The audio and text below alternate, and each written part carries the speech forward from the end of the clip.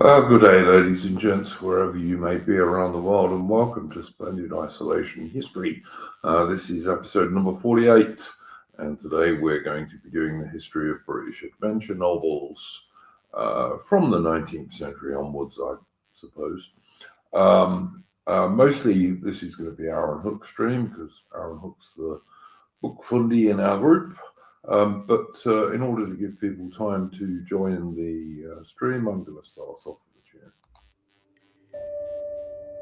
Take up the white man's burden, send forth the best ye breed. Go bind your sons to exile, to serve your captives' need, to wait in heavy harness on flooded folk and wild. Your new God's sullen peoples have devil and have child.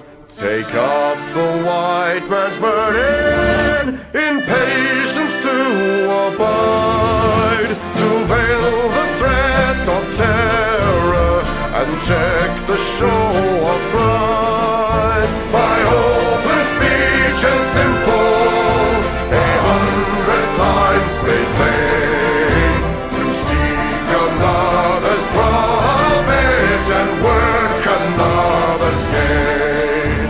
Take up the white man's burden, the savage wars of peace, fill full the mouth of famine and bid the sickness cease. And when your goal is nearest, the end for others sought, what's love that heed and folly, bring all your hopes to naught. Take up the white man's burden, no tawdry rule of kings, but toil of serf and sweeper, the tale of common things. The ports ye shall not enter, the roads ye shall not tread. Go make them with your living and mark them with your dead.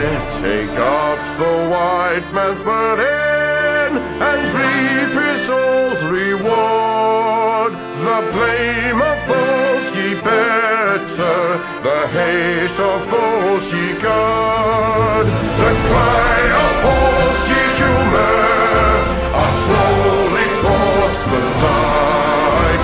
Why brought ye us from bondage, a loved Egyptian night? Take up the white man's burden, ye dare not stoop to this, nor call too loud on freedom to cloak your weariness. By all ye cry or whisper, by all ye leave or do, the silent, sullen people shall weigh your gods and you. Take up the white man's burden, have done with childish days, the lightly proffered laurel, the easy young grudge praise. Come down to search your manhood through all of thankless years. No age with give or wisdom, the judgment of your peers. Take off the white man's burden through all of thankless years.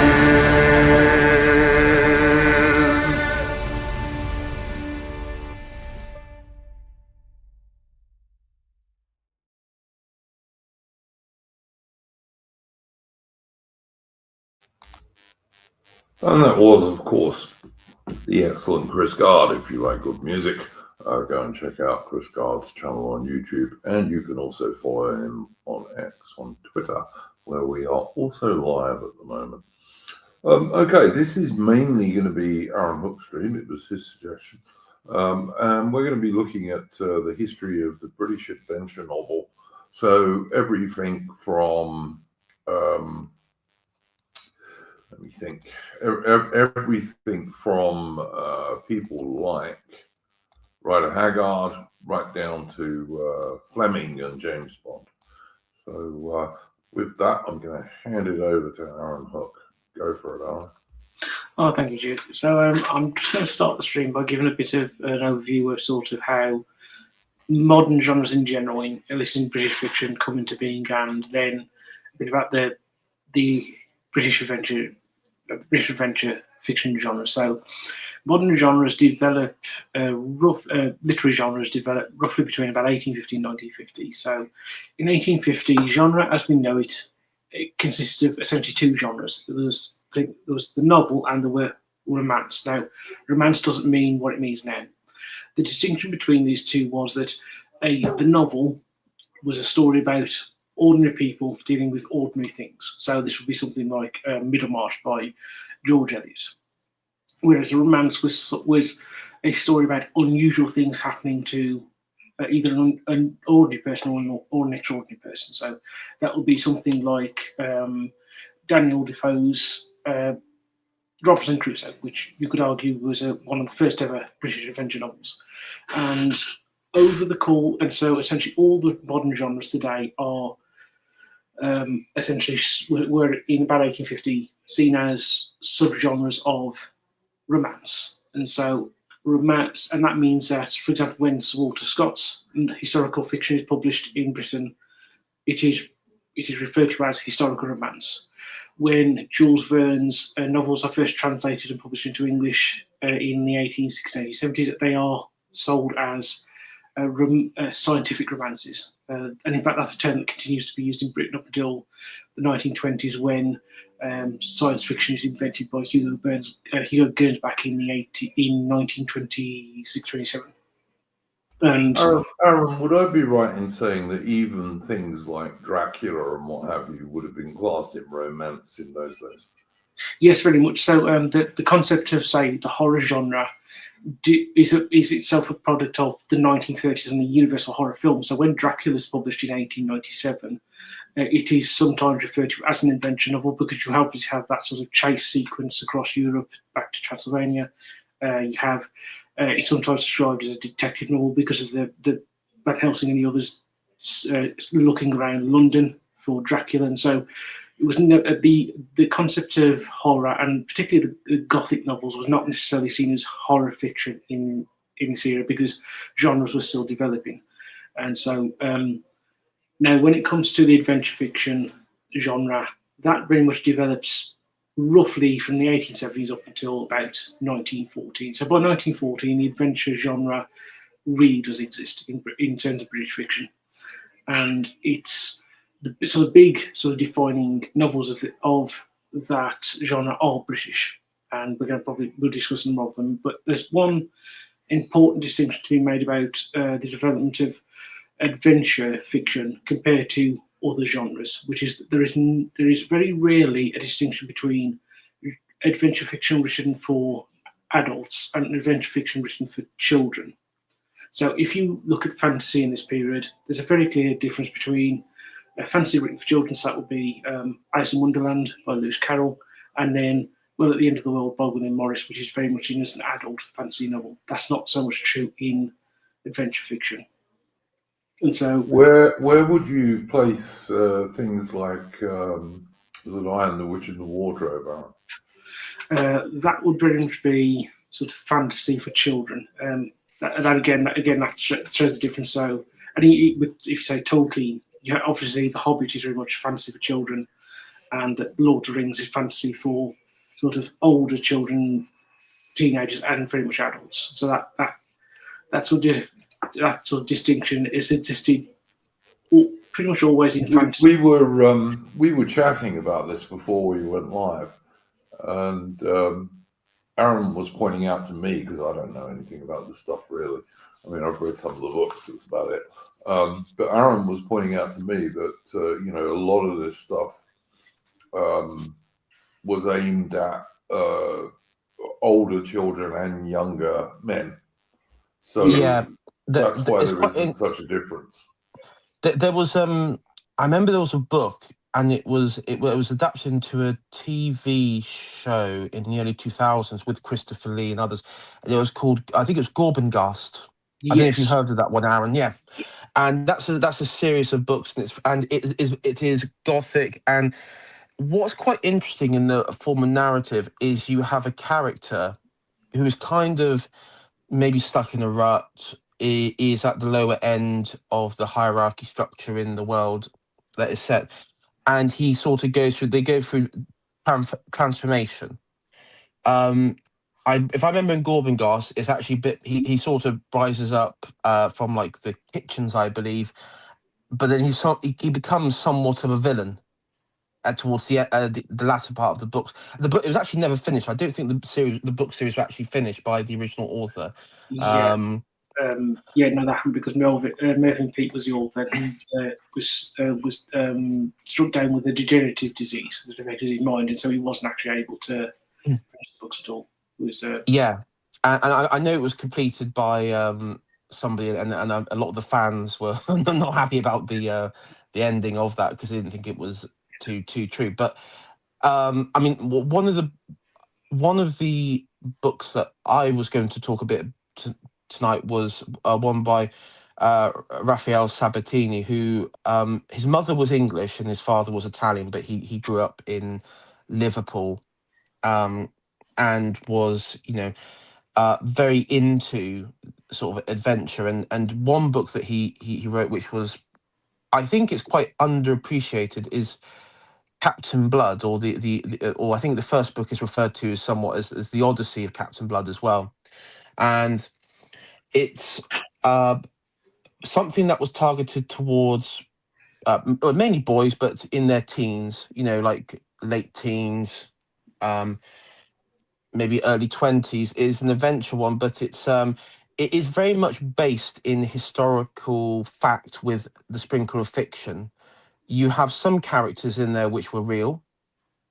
I think there's like a Dutch naval commander who was real, and the first mate of Captain Blood is also was a real, but they changed his name to Pitt as a he changed his name to Pitt to change it.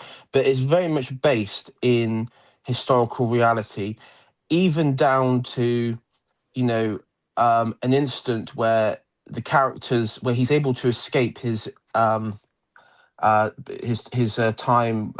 because he was seized. He was arrested, and he was originally sentenced to death for his involvement in the Monmouth Rebellion, where he wasn't really involved. He was living in Somerset at the time, and he was helping rebel soldiers, and he was arrested. And during the assizes, Judge Jeffreys sends him and some other men off to, I think it's Trinidad or Jamaica or somewhere like that, and he's working on this plantation, and the owner realizes that he was a physician. He's an Irish physician, James Blood. Sorry, Peter Blood. Sorry, Peter Blood. I should say, not James Blood. Peter Blood, and he's then put to use, and then he sort of grows a bond with the niece of I think it's the bishop, or someone called Bishop, who was, I think, was the governor. And then there's this Spanish attack. Now, there was a real occurrence where it wasn't so much Spanish attack, but there was this party going on. This is the real escape with the real Pitt, Sailor Pitt, where the people who were arrested during the bloody assizes and sent there were working the fields, and they noticed that there was this party going on with their with the plantation owner, and everyone gets drunk, including all the soldiers. So you're like this, all the guards and soldiers and slave masters are drunk, and they all just like black out, too much drinking, and there's this mass escape, and they steal a I think they steal they steal a I think maybe it's a schooner or something like that, and end up shipwrecking, and then they're rescued by English privateers. which is quite similar to the Cool. And that's I presume that's one of the books that the Errol Flynn film Captain Blood is based on, is it? Yes. Yeah. It's Errol Flynn, and the thing is, the pirate genre, the sort of period pirate genre, it very much comes from Captain Blood, even down to the sort of accents, because every pirate, even like the more contemporary Pirates of the Caribbean, has like some quasi West Country Cornish style accent, and that's where it comes from. Cool. I'm happy enough that we give people some recommendations on this stream, and I'm sure we'll do that as the stream goes on. But I don't want to get too bogged down on one particular book. I would just ask Arron, what about Long John Silver? Where would that fit in your genres that you were talking about? Oh yeah, definitely. That Treasure Island with Robert Louis Stevenson is definitely in the pirate genre. That was one of the books obviously that inspired Sabatini, and you have with sort of, what William mentioned, the pirate accent. That's sort of a combination of Sabatini and Robert Louis Stevenson, where essentially all the pirate accent we have today comes from Robert Newton playing Long John Silver in an adaptation of Treasure Island in 1946, I think it was. And so Yeah, I remember watching that. They used to be on a Sunday sometimes on British television when I was a kid. Pretty good story, I guess. Dead Chest, or when they're singing about 15 men on a dead man's chest, Dead Chest is actually an actual island, and it's in the British Virgin Islands, which are still British to this day. And I sailed past it actually, but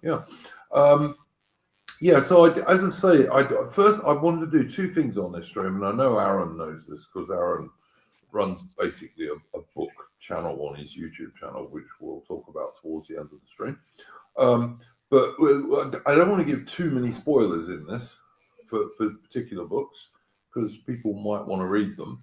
But also, I think we should try and be fairly generalist in terms of the development of British adventure novels, like as Arron was saying, from the second half of the 19th century onwards. So, Arron, if you'd like to carry on with that, mate, go for it. Yeah, very much so. The adventure novels, sort of British adventure novels, you have one or two in the 18th century, notably Robinson Crusoe. Well, that's late 17th, early 18th century, but it really is from sort of the 1860s, 1870s onwards. You have things like Under Two Flags, which is by Ueda. That wasn't a real name; that was a pseudonym, which is about a officer in the Brigade of Guards who which is one of the books that, for example, inspires Beau Geste, about a guards officer who takes the fall for a scandal and then goes off to North Africa and joins the Chasseurs d'Afrique and gets involved with things there. And then in the 1870s, you have Robert Louis Stevenson, particularly. We mentioned Treasure Island. You've also got Kidnapped as well, a great novel about sort of adventure in the Scottish Highlands after the 45 Rising. And then in the 1880s, you have one particular novel that really sort of defines the British adventure fiction genre, which is King Solomon's Mines by H. Rider Haggard. That is the book that when you say British adventure novel, that's the book that comes to mind first and foremost, because it essentially has everything in it. Big favourite of mine. When I was a boy, I read that when I was a little boy. I was probably about 12, and it's brilliant. All I would say to anyone who's watching this or who watches it later, do not confuse the bloody awful films, and there's about 3, called King Solomon's Mines, because they are nothing whatever like the book. The book, if you actually made it as a proper film with a proper budget, and not today, because of course Alan Quarter made it be black if they made it today, or if not a gay lesbian. But if they made that as a proper movie with a proper budget, it would be more like The Lord of the Rings than anything else. It would be a real... it's a really good book. I recommend it Yeah.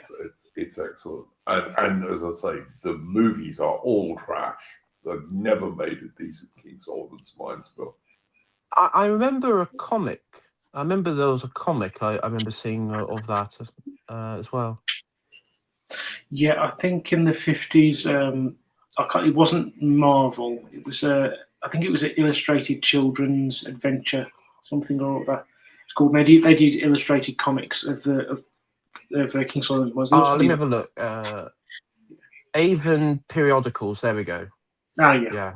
And they also did things. They also did Treasure Island and Kidnapped and things like that. So classic, particularly sort of fiction, adventure fiction, which is children's fiction. So that would be done that way. So, but Ryder Haggard didn't just write King Solomon's Mines. He wrote quite a few books, quite a few of which, and I think some of his short stories feature Alan Quatermain, the hero from King Solomon's Mines, who is kind of like a great white hunter in South Africa in the 1870s and 1880s.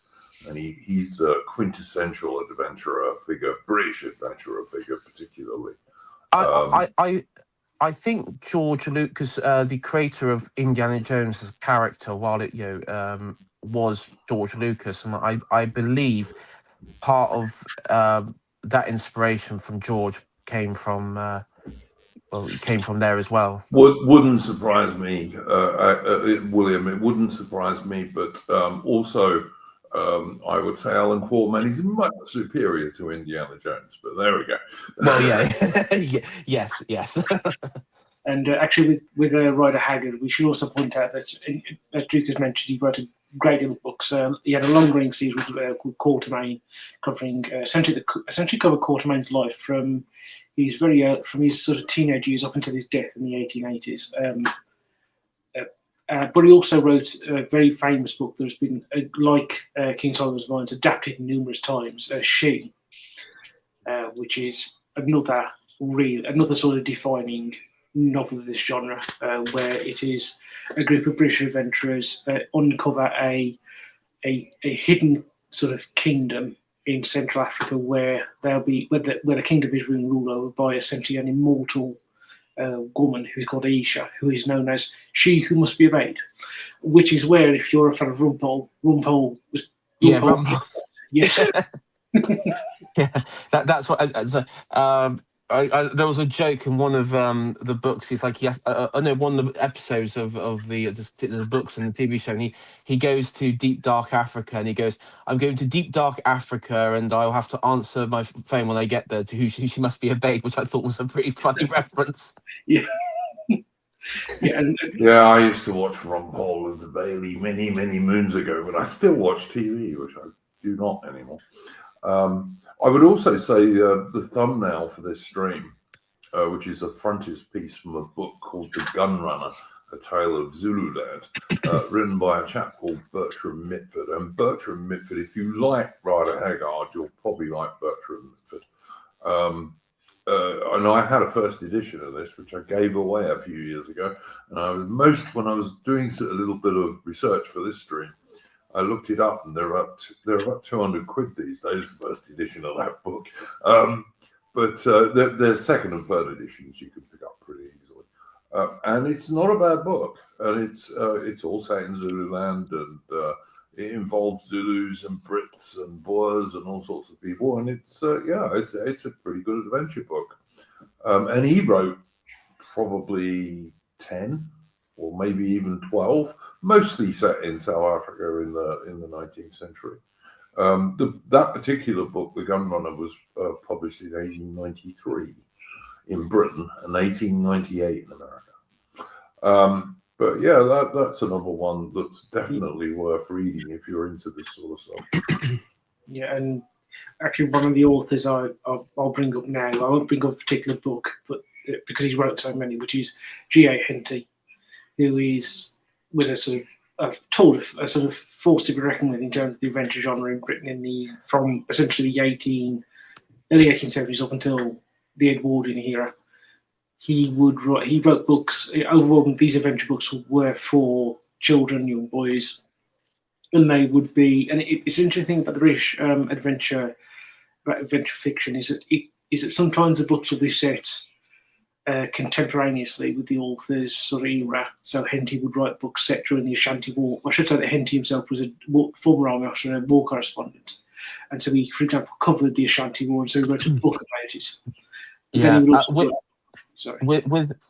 with Raphael Sabatini, he writes about his Captain Blood, because him being Irish, living in England, serving with the Dutch, he's sort of like at the beginning, he's sort of at odds with the locals, because he's not really a local, but he is. And I think with Sabatini being like half English, half Italian, bearing in mind this would have been the late 1800s, early 1900s, it would be very, he would be a unique oddity, particularly in somewhere maybe like rural England. He would just be, there wouldn't be many half Italians, half English people there. So he sort of inserts himself, the author very much inserts himself into his work in that regard. Yeah, and it's you find a lot with authors of British adventure fiction that they are either, if they're not necessarily inserting themselves, they're using a lot of their personal experiences in sort of stories they're writing. So Henty does it with his experience as a foreign correspondent. As you mentioned, Sabatini does it. As you just mentioned, William, and then, for example, Haggard had served in South Africa as a part of in the colonial administration. And so he brings that when he writes his novels. Wasn't Haggard, Arron, if I remember correctly, I think he was on the staff of the guy who was the governor of the Transvaal in 1878 or whatever, 77, I think. Yes, he was. In fact, Haggard was the one who had to shin his way up the flagpole to put the British flag up. Yeah, I thought I remembered that. Same thing with Bertram Mitford. Bertram Mitford moved to South Africa from England in, I think, 1871, or it might have been 73. I can't remember now. And then lived there for like 30 years, or 25 years. That's why he ended up writing all these adventure novels set in Africa. And his most famous book is actually a non-fiction book, of which he only wrote one.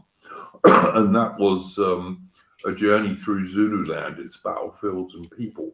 And that one's quite well known and has been reprinted fairly recently, because he met many of the survivors of the Anglo-Zulu War, including people like Double Amanzi, who was the Zulu who led the attack at Rorke's Drift, for example. And Mitford met him. He met some of the British guys. He met a lot of the colonial people from Natal who'd taken part in the war in the volunteer units and what have you. And that's probably his most famous book. But if you read stuff like The Gunrunner, obviously that's based on his own experiences in South Africa.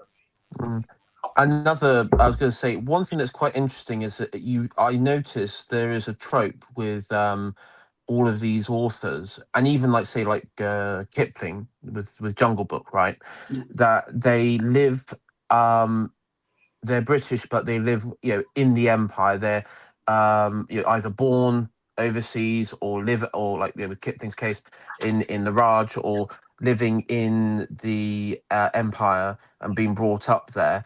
And it sort of creates this sort of character, or this man where very creative, very dynamic, very I guess you could say these very creative adventurers, because I guess their life, they are living, they're sort of being brought up in that adventurous lifestyle. And that's funny, because I remember having this conversation with someone who was born. I wasn't born in Britain. I was born in Cyprus. I was brought up there, and I came back to Britain when I was still a child. But for me, while I was in Cyprus, I had a greater sense of what people would call like Britishness, like a greater sense of British identity, while being overseas than you ever see in Britain itself. Yeah, and that's fair. That's fair, and many people have remarked on that. what does he of England know who only England knows? I can't remember who said that. You'll know, Aaron. Yeah, Kipling. I thought it was Kipling. Who, of course, was also born in India, but was absolutely British. Which is something that's quite amusing because these days, we on the right will say to be British, you've basically got to be Anglo-Celtic. And Indians don't try and claim Kipling as an Indian author, even though some of them really like Kim, because some Indian historians say it's one of the best books ever written by India. But anyway, but yeah, Kipling's another one. Not all of Kipling's stuff would fit into the British adventure novel, but the one that certainly would be The Man Who Would Be King, which I think is really a short story, but even so, but also to some degree, Soldiers 3, I think, is an adventure story. I don't know what you think about that, Aaron. Yeah, absolutely. Yeah, very much. Both The Man Who Would Be King, which I think is technically a novella, but I've got to say the distinction between a novella and a novel is very blurry. So it's perfectly fine to include in this. And Kim, and I think one thing that you can see in Kim in particular, and this is something with Kipling, but also you see this with the various novels that Haggard sets in South Africa, that these are men writing about countries that they clearly love. That this is an adventure story, but also sort of not so much an advertisement, but a sort of a declaration of how fond they are of the countries that they're living in. 100%. Yeah, very much so, Aaron. Very much so. I think that's another British thing, to be honest, is that we get attached to far corners of the world sometimes for one reason or another. But yeah, it's that there is maybe in Western Europe, but particularly with the British, and maybe we say, well, you could say we start at different time, but there is that sort of restless Faustian spirit, as Spengler would call it. Though I would say, being an island nation, it's amplified, in where we would sort of push boundaries of where we can go. I mean, of course, I've talked about Captain Cook, for example, multiple times. We've talked about the career of Captain Cook and everything. I mean, that is just a clear example of a real life adventurer. But there is something true to that. There is that sort of spirit, that sort of curiosity, as sort of the Oriental curiosity and the unknown. Yeah, no, 100%. That's definitely true. I mean, I think to carry on with the sort of stuff that Aaron is talking about, you've got books that come out. I think The Riddle of the Stands, for example, came out in, was it 1904, Aaron, roughly? Yeah, I think, yes, roughly about then, yeah. That's there's also, of course, A.E.W. Mason and The Four Feathers. Yes. That would definitely fit into the British adventure category book. And there's a big crossover between adventure books and what would now be called spy novels, I guess. Yes, very much. So we've already mentioned Kim, and that is described as the first British spy novel, particularly with the elements of, especially the end of the novel, where Kim is actually being a spy on the Northwest frontier. And one thing I will mention at this point, just though it is not itself adventure fiction, it does actually influence the adventure genre quite considerably, which is Sherlock Holmes. And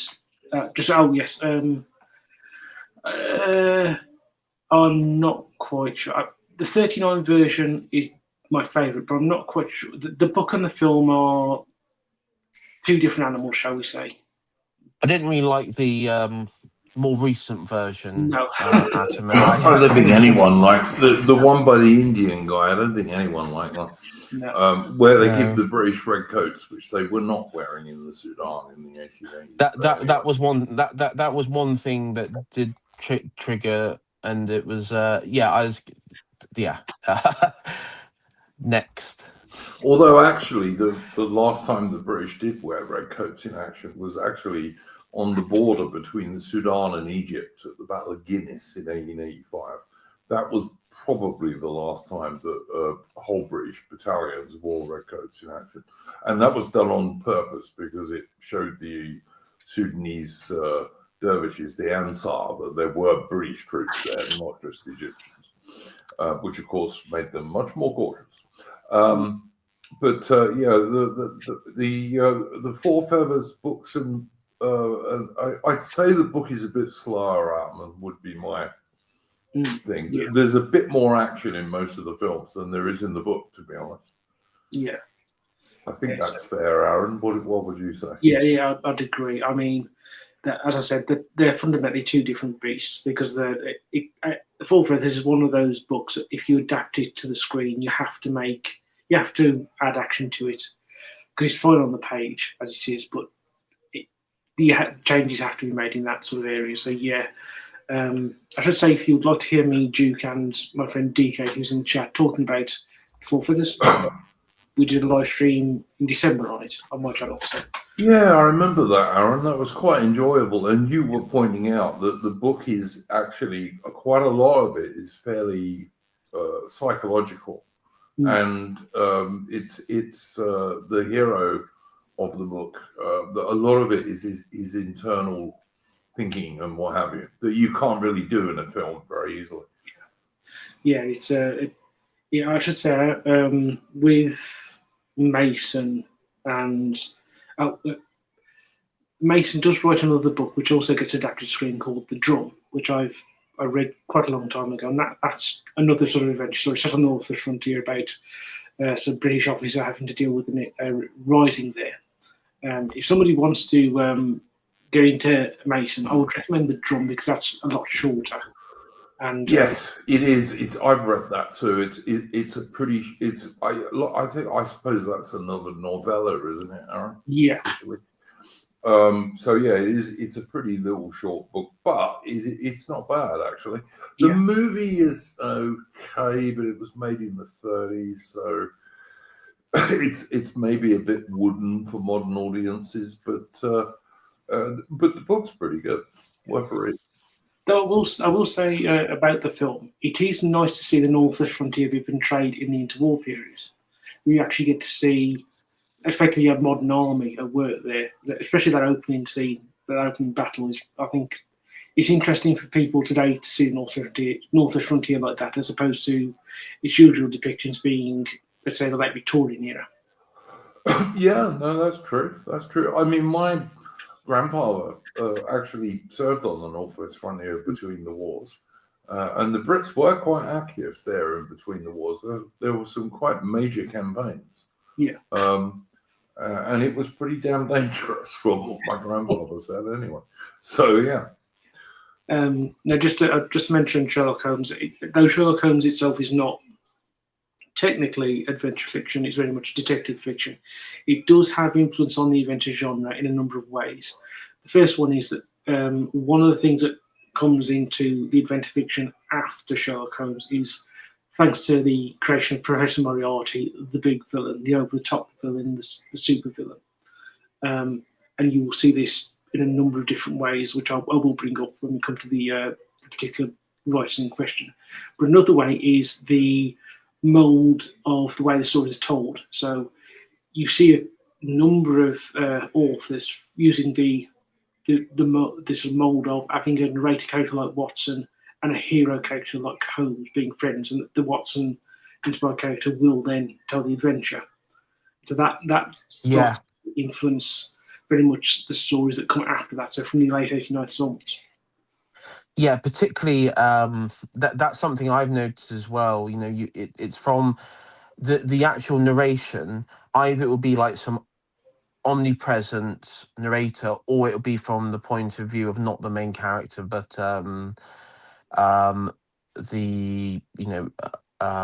one of the other characters who's like, you know, a key sort of side character or secondary character, which is in, you know, discussion with the main character. One of the ways this the Warlord Chronicles by Bernard Cornwell back in the 90s. It's a good example. The Winter King. That is from the point of view of one of Arthur's companions when he's like an old monk in his sort of retirement days, writing down this epic volume of an Arthurian legend. And so that I do like that style where you start at the end, and the narrator starts the end, and then it takes us back to the beginning, and then sort of builds up the story from there. William, we're still about 1900 on this stream at the moment. We haven't got to the 1890s yet. Sorry, the 1990s yet. But no, I was going to say, or like Captain Blood, for example, it is done through the example of his first mate and everything, and that's a style that you see quite often.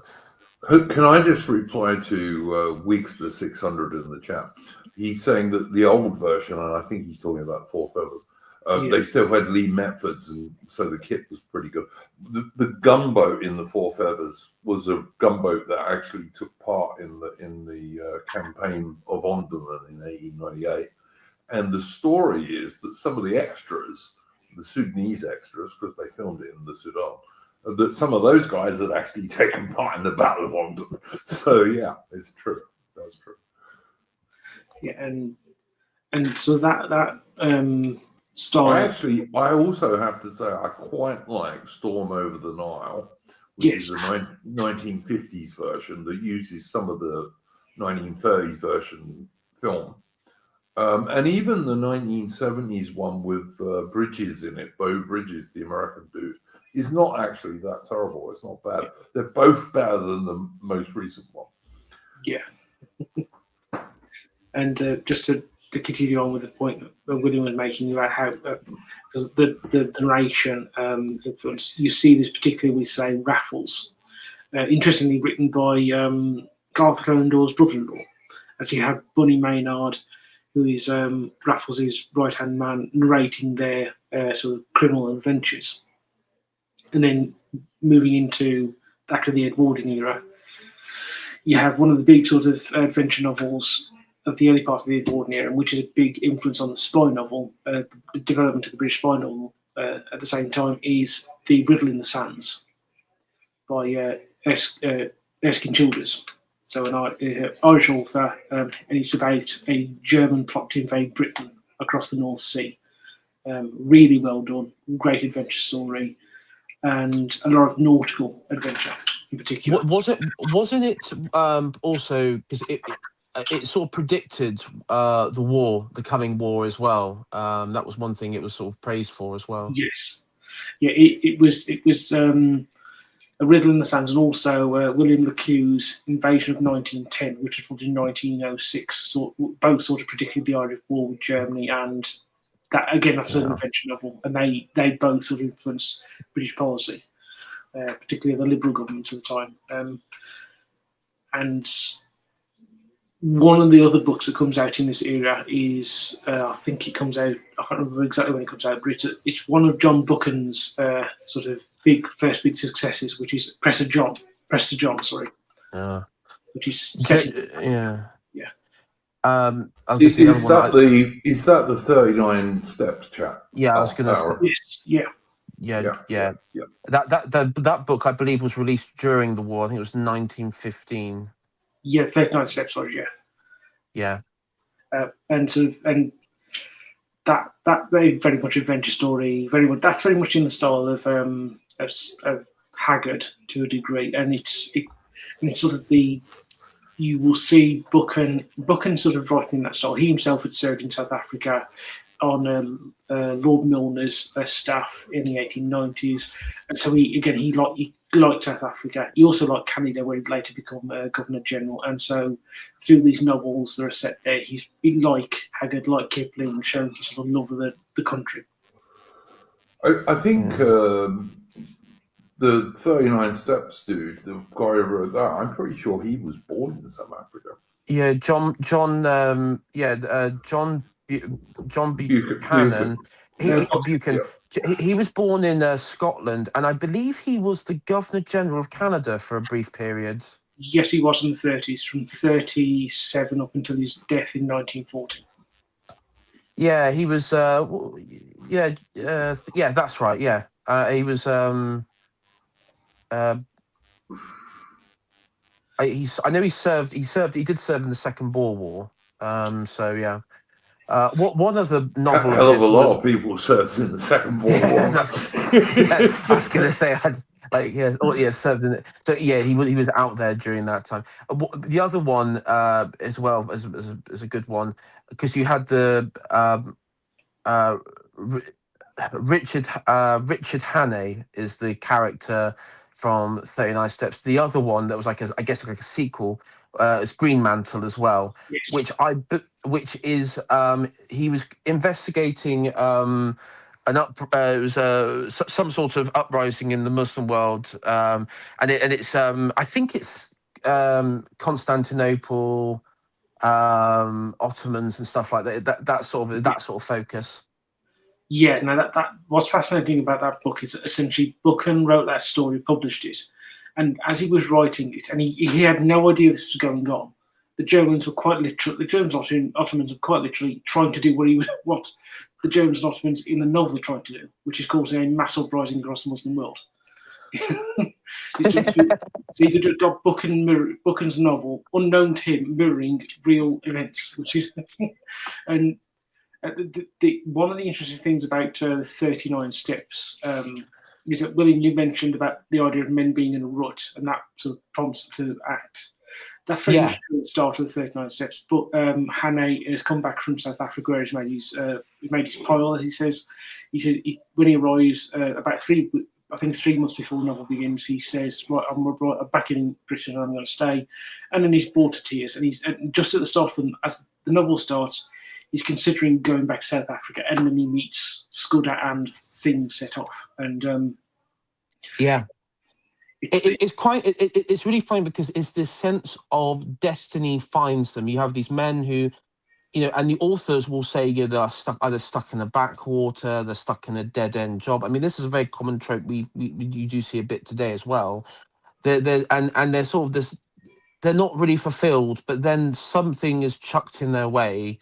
Yeah. Which sort of upends their life, particularly in Hannay's case, where he's accused of murder. He has to go because the spy comes into his apartment, and he finds out of this plot, and then he's accused of murder. But there's these 2 German assassins. He has to save the girl, of course, William. Don't forget that. But he has to save the girl, and then she turns out to be involved with the agent. So actually, hold on. Spoiler alerts in case you haven't read this over 110-year-old novel. Spoiler alerts, guys.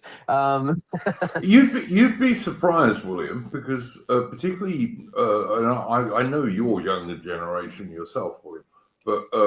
Even younger people than you, many of them don't read books at all. It's appalling, Do you know what's really funny, Iron Duke, is Bowden, and the way that because I read Captain Blood as a boy, but Bowden actually did a stream. I can't remember which one, not a stream, sorry, but like one of his long formatted videos, recordings. And I think it was like on avant-garde, media, sort of radical media, that sort of stuff, and books and novels and stuff. And he talked about, the sort of, I think he talked about like Lovecraft, but he also talked about these sorts of authors and also going into adventurism and how it was removed from the bookshelves in many places in schools. And because if you were like born in the 50s or before that in the 60s, you would probably read something like this. It would be encouraged, but it was actually actively not encouraged. It was actively sort of in some ways suppressed, this sort of adventure ideal, because again, when you look at the post World War II world, all of this in the minds of the elites at the time was colonialist mindset, and everyone was this sort of everyone was everyone was sort of like this sort of post-Marxist or this Marxist deconstructionists and anti-colonialists, and so anything like that, even to this day, this sort of stories is not people don't like. And I've done countless streams where I've talked about in films and what have you, where you have like Lord of the Rings when that was adapted into films. Yeah, it wasn't accurate, but people still liked it nonetheless. But then Amazon got it, and they do it through, as I say, this post-Marxist lens. I've never watched it, mate, but I've seen enough reviews that I would not waste my time watching that shit. But the thing is, I could, you could have that, what was called Rings of Power. You can have possibly even the adaptation of The Witcher, an adaptation of Game of Thrones and The Wheel of Time, and all these adaptations. I don't need to watch it because I know what the story is going to be. I know the character tropes. I know what the character behaviors are going to be like. I know it's going to be some sort of liberal interpretation of the modern world injected into a fantasy world. So I'm not interested, and it's not interesting. Yeah, no, I totally agree with you on that one, William. You're 100% correct, of course. I was just going to say, like when I was at school, and because I'm an old bastard, like I can remember the very early 1970s, and I got Spitfire Parade, which is a W.E. Johns. Arron, who's the guy who wrote Biggles? I can't remember now. Oh, yeah, that's W.E. Johns, yeah. I thought it was W.E. Johns, but I got Spitfire Parade from my school library when I was, I don't know, 9, something like that. Do you know how do you know, and this is going to be shameful, do you know how I was introduced to Biggles? I suspect I know.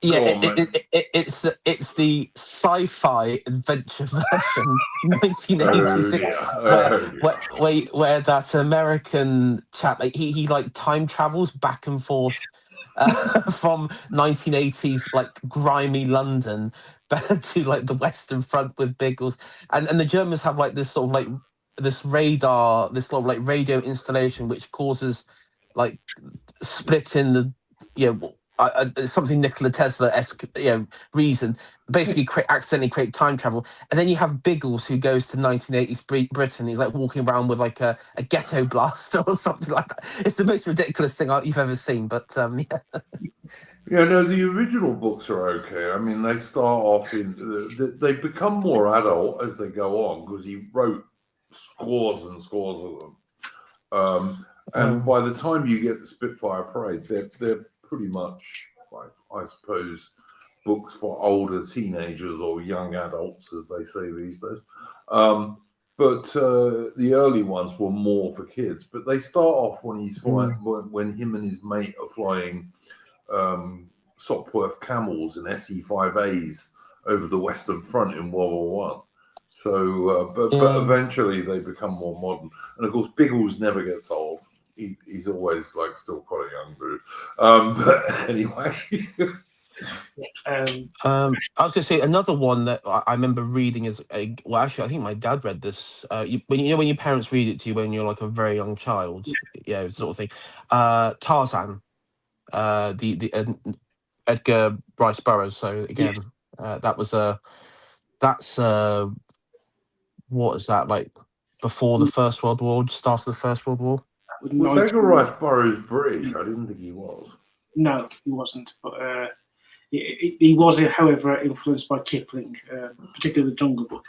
There's a very funny line in Kipling's autobiography where he essentially refers to this, and he describes Tarzan as somebody attempting to make a great deal of money out of writing a very bad version of Jungle Book and succeeding. Kipling actually gives him some praise and says, a man who can do that, it's clearly got some talent. Yeah. So, sorry, the reason I injected an honorary mention from American was that he was also a big supporter of eugenics and like scientific racism and stuff. So anyway, moving on from that. Yeah. I mean, Arron, I wanted to ask you about a book I read when I was a teenager called White Eagles Over Serbia. Do you know that? It's by, I think it's Lawrence Durrell. I would say It The sounds older brother of the naturalist Gerald Durrell, who was quite a literary author, actually. yeah. I've read one of his books, which is set in Alexandria. I haven't read that one, but I do know who you're talking about. Yeah. Yeah, he wrote the Alexandria trilogy, I believe. But yeah, White Eagles over Serbia, that's one of his earlier books, and it's kind of exactly what we're talking about here. It's a British adventure novel, and and pretty much a crossover into the spy genre as well, which I know we're going to talk about later when we talk about Fleming and people like that. So yeah. Actually, there's one author I want to bring up now because he will be influential on an author we're going to talk about who comes up in the 20s and 30s, which is Sakuroma, who comes up with who is the inventor of Dr. Fu Manchu and writes the Fu Manchu books, and those books are the perfect example of the Sherlock Holmes influence on the adventure genre, where you have the stories are told from the point of view of Dr. Petrie, who is a good friend of the main hero, Sir Dennis Nayland Smith. And so you have the Holmes, Watson, Darwin out there, and then you have the supervillain in Dr. Fu Manchu, this Chinese criminal mastermind plotting to take over. The sort of yellow scare, sort of degenerate, drugged up Chinese trope. Yeah. Can I just reply to Richard Hughes in the chat, who's saying Short Stories by Gerald Durrell is an excellent book. It is, and it's got a really good Gothic horror story in it as well.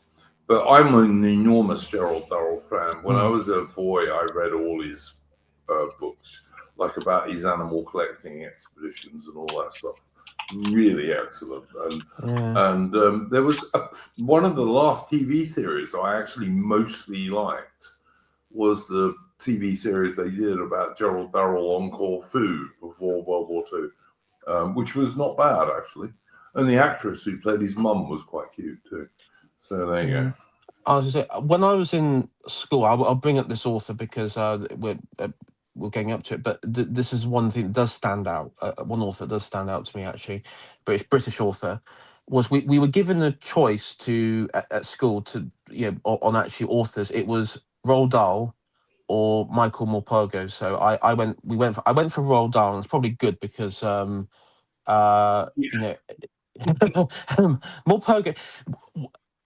You could the leftism in there, the sort of liberal leftism sort of stuff. It recruits through, but with Roald Dahl, one of the more interesting ones was his Going Solo, which is about his autobiography and his adventures in Africa during his time with the Royal Air Force.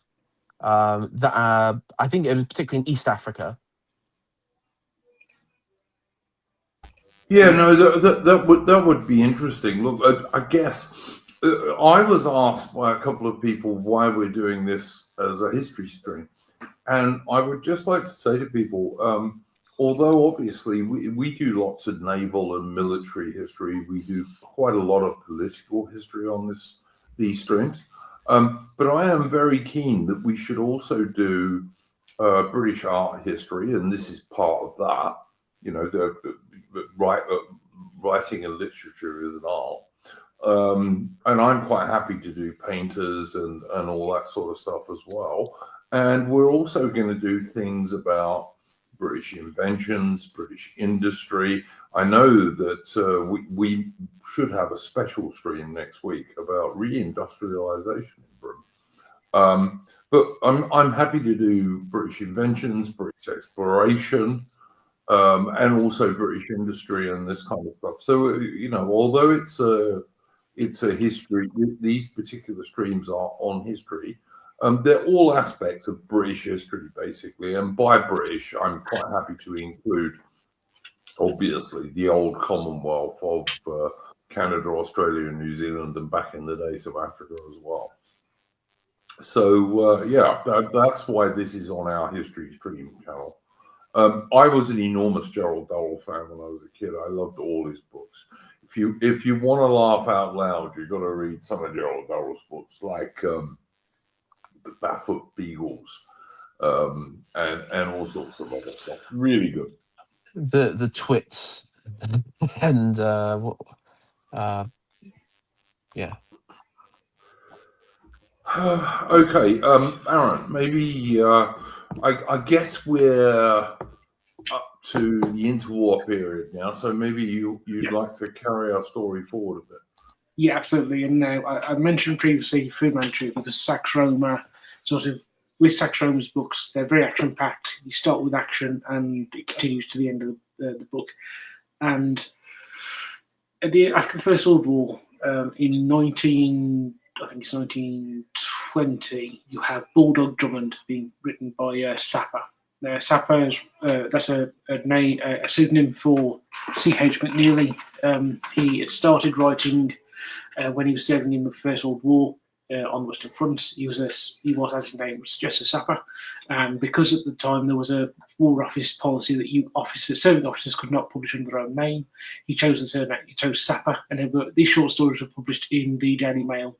And then he writes Bulldog Drummond, who is this combination of Dennis Nayland Smith and Richard Hannay. He is the story opens with him in 1919, bored to tears by peace, and so he puts in an article, a small notice in the Times saying, "Officer looking for adventure, anything legal and anything illegal of a humorous nature." And then he gets a reply from a young woman whose father is being threatened, and that sort of pulls him into the adventure, where he goes up against a supervillain, very much a combination of Fu Manchu and Dr. Moriarty, called Carl Peterson, who is essentially the villain's plot is to cause a communist revolution in Britain so that a couple of German businessmen and an American businessman can then profit off the British, buying up the British colonies. And so you got this cute sort of adventure with Drummond and his ex-army friends sort of taking on Peterson, including at one point Bulldog Drummond getting into a punch-up with a gorilla and winning, which you would expect. Well, like a gorilla, as in like a gorilla. Yes, actually, yes, yeah, a real gorilla. Do not try this at home, boys. I was going to say, real life, you'll lose both your arms. Yeah, but with the Bulldog Drummond stories, they really are wonderful adventure stories. They're an interesting example of something that starts out as adult fiction, but then within sort of 20 years, it seems something that boys read, and and importantly, it is one of the influences on Ian Fleming, along with Sax Roma, and so. Sapper is sort of a sort of force to be reckoned with in terms of the British adventure novel and the development of the British spy novel in this interwar period. He dies in 1930, I think it's 36 or 37, and Gerald Fairley takes over and writes some more Drummond books into the 50s. I've read some of them; they're not as good as Sapper's original one. So, if you're going to read the Bulldog Drummond books, I'd try and stick with just the ones that Sapper wrote, because they are really good, really great adventures. Now, one of the other authors in this period who is a big influence on the adventure novel, on the spy novel, is Dennis Wheatley, who is probably most famous for writing a book called The Devil Rides Out that gets adapted by Hammer into a really good film in 1968. He wrote across the board, and he was really prolific. So I think he wrote between his first novel, The Forbidden Territory, being published in 1933, up until the outbreak of the Second World War, he publishes on average anywhere between 4 to 6 novels a year, and that's even for a period in the interwar period where authors publishing more than 2 books a year is not unusual. That is remarkably prolific, particularly in the British market, and which of course. I don't know. You're better placed to speak about this, Aaron, than I am. But there is certainly, in this interwar period, this is when there becomes this real big breach between what is regarded as literature and kind of pulp stuff, I guess you would say. But Aaron, you'll know more about this than me. But before you talk about that, let me do a bit of channel admin, if you would be so kind. Guys, if you want to support the stream, you can do two things. You can hit that thumbs up button on the YouTube, which really does help. It really does. It puts the stream out to more people. Take you about a second, doesn't cost you a cent or a penny. But also, if you want to support the channel, you can do so via Entropy. There's a link at the top of the chat on YouTube. And you can also use that to ask the panel super chat questions if you have any. So feel free to do either of those things. Arron, so maybe you could talk a little bit about, as I said, that I think it happened really in the interwar period mostly, initially, where there's this separation between what's described as literature. So, for example, Brideshead Revisited or whatever it might be, or something like Bulldog Drummond. Yeah, it's something that it starts just before the First World War, but does really come into its own in the interwar period, and it's something that should be pointed out. There's a middle class thing. For working class people, that distinction really doesn't exist. Right up until the 1960s and 70s, there's a very good book called "The Reading Lives of the British Working Class" by an American author called William Ross, I think it is, or William Rose, where he points out that in, say, 1930, a British miner would, on their break, be as likely to be reading Herodotus's The Histories as he would be reading Bulldog Drummond. But this sort of distinction starts to come in. And in some ways, it's a sort of an American influence, where the Americans are throughout the sort of the 1890s, from post-Civil War onwards, making this distinction, and they're particularly doing it for nationalistic reasons. They're sort of seeing this as their fiction is the true English literature, and that they are writing the good stuff, and that the sort of literature in Britain is sort of declining, and so you get this sort of it's sort of this sort of disease. It's like a contagion that comes out of Britain, where intellectuals in the 20s and 30s start adopting this, with a combination of the fact that the British intellectual classes start turning left after the First World War. Before World War One, they were very firmly on the right, but after World War One, they start moving to the left, and they become essentially the sort of people Orwell describes in one of his essays, the sort of person who would feel more shame standing for God Save the King than they would for stealing from a church poor box. So you see that. Yeah, 100, Arron. I think that's very worth bringing out, and thank you for doing that. The British elites, I guess you could say, in modern terms, were basically pro-British up until World War One, but after World War One, they increasingly become less and less so. I mean, the sad tragedy of it, and maybe this is why you have like the rise of, even in Into Orbit, the Spy, is because you had this, you basically had the triumph of Bolshevism in the East, and it was spreading. As we know, you had various, you had brief communist Bolshevik style governments, I think in Hungary, Slovakia, parts of Germany, and everything. Yeah. And this, and the thing though is, it wasn't like traditional warfare. It wasn't like Napoleon, with exporting the French Revolution with these grand armies that you could fight on the field. This was like within. This was where the enemy can conquer you from within with your own people. It was scary. It was, unsettling, and it made everyone suspicious. And yes, there were, and fascism was a reaction to that from within the elite in Italy, and then also here in Britain as well. You had a lot of people who were radicals who turned to fascism as a reaction against Bolshevism because they were in the same elite class. I don't know about a lot of people, to be honest with you, William. I wish it had been a lot of people sometimes. Oh no, sorry. I meant in Italy. Sorry. I should say not in Britain. I meant in Italy. You had the Yeah, yeah. reaction there because you had people. I mean, like Mussolini originally was a socialist, but fascism was a reaction against Bolshevism, which at that point Oh, yeah, for sure. But was although, way too. bear in mind, yes, you're right, but then bear in mind, Mussolini himself started off as a communist socialist kind of bloke. So, Yeah, but then you have a look at, like, if you look at the artistic movement there, the Italian futurists and everything, and movement, it was all radical. I mean, it wasn't traditionalist in the sense of probably how we would understand it.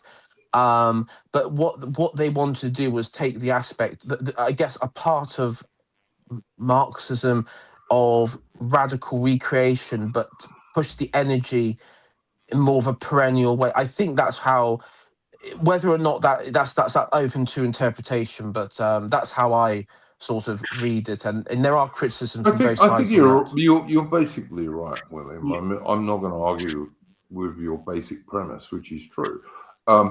Lothar Sheffield says respectable working class folk used to read a lot more, and public libraries and grammar school system were something to do with that. Absolutely. Like my father got me to join my local public library when I was about 8, when I could read, which he taught me to do, by the way. The school didn't. He did. Not using very politically correct methods, but it worked. But I ended up, like, I don't know, reading maybe 8 books a week. I do still remember one of the first books I got, and it was my dad's suggestion, was The Life of Julius Caesar, for God's sake. So, yeah, I think Lothar Sheffield is perfectly right about this. Lothar Sheffield is often on these streams, and he makes some dad jokes from time to time, but sometimes he comes out with true stuff like this. Yeah, I mean, yeah. One thing, it was a big deal to read decent stuff. And I know Arron was making this point. You know, a minor on his break might be reading an ancient history. Yeah, absolutely.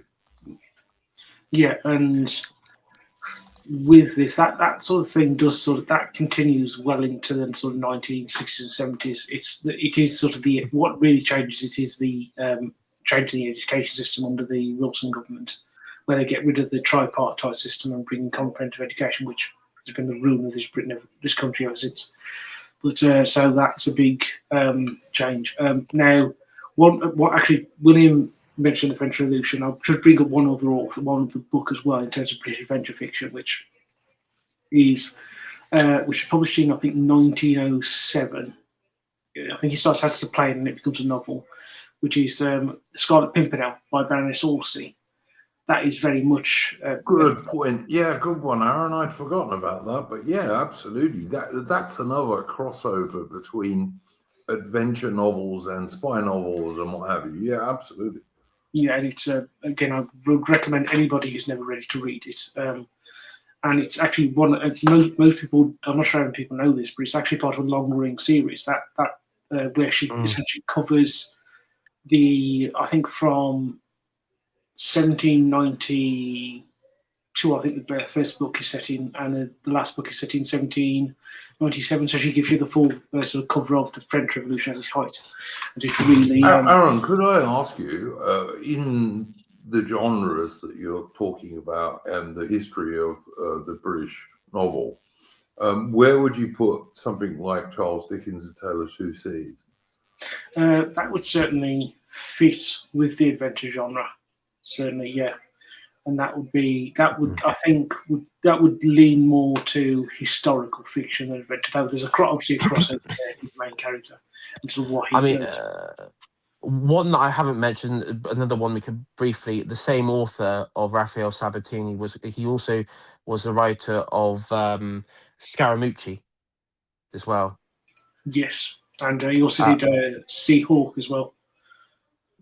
Seahawk, Seahawk. I don't know if you heard that one, Iron Duke. That's a Barbary tale. A Barbary type story. That's also a movie. I'm pretty sure from 1930s. I think. Yeah, I think was it Errol Flynn again? Arron Hook. I can't Yes, I think it yeah. was Errol Flynn. Yeah. Yeah. Yeah. So that's that and both of them. But that's like a revenge one. The Scaramucci one's actually. I think that's more of a comedy though, because he's kind of like the character in that during the French Revolution.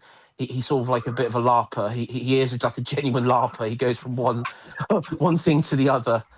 Some of my friends here in Australia would not forgive me if I didn't point out that Errol Flynn, who of course was also made the best Robin Hood film, by the way. Yes. It is the best Robin Hood film, and he's also brilliant in the movie Kim, where he plays an Indian dude, but he's really good in it. I think that's his best film, to be honest. But Errol Flynn, my friends in Australia would not forgive me if I didn't point out that he was in fact an Australian from Tasmania, and he was an Aussie, was Errol Flynn. Yes, and one that actually just in terms of British adventure fiction, just to go in, since you brought Errol Flynn films, one so honorary mention, given it is it's an American film, but it's very much a British story. It would be the 1936 version of Charge of the Light Brigade, which if you've not seen, I very much recommend people watch. It's awful about the Charge of the Light Brigade, but it's got some quite good scenes set in the Indian Mutiny and the Charge of the Light Brigade, but they're not quite sure when either of them happen. Yeah. But yeah.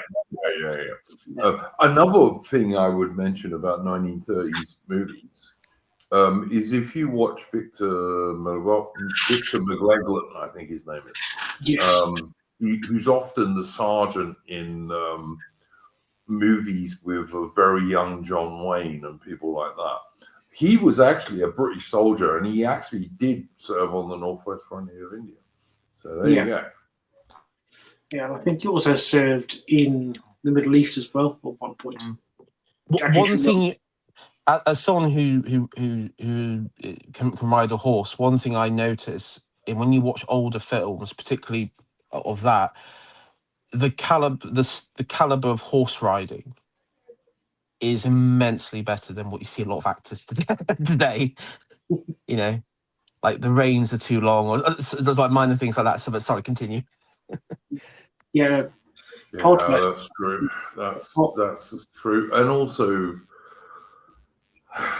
I don't want to get into discussing movies. We should do a stream on British movies actually at some point. I know Arron would be good on that, but I don't want to derail us too much because it's a big subject we're covering, and we're getting towards the more modern stuff with people like Fleming and James Bond and all this kind of stuff. So yeah. So just before we leave the tour period, I just mentioned I mentioned two other authors.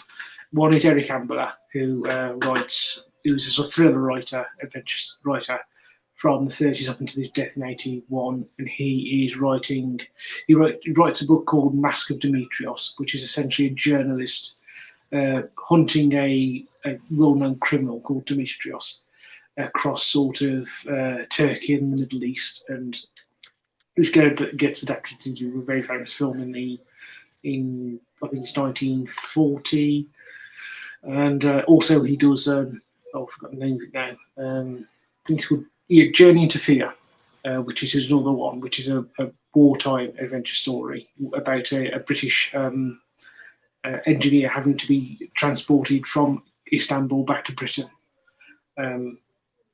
which is a big influence on particularly from Russia with Lord Bain Fleming. And so he is a sort of Ambler is influential on quite a lot of the authors that come post-war, in addition, both for his pre-war work as well as the work he does post-war. Now, when we get to sort of post-World War II, the big author is one that I've just mentioned and Duke's just mentioned, which is Ian Fleming with the James Bond novels. To give a bit of background on Fleming, he's born in 1907. His father is a Scotsman who is also a serving Tory MP. He dies in 1917, I think it is. On the Western Front. Yeah, sorry. Fleming's father dies in 1917. Fleming is born in 1908, sorry. And then Fleming serves as a journalist and in the city on various other jobs during the 30s before being recruited into naval intelligence in the Second World War, where he's a close advisor to the head of naval intelligence, Admiral Godfrey, who is one of the models for M in the Bond novels.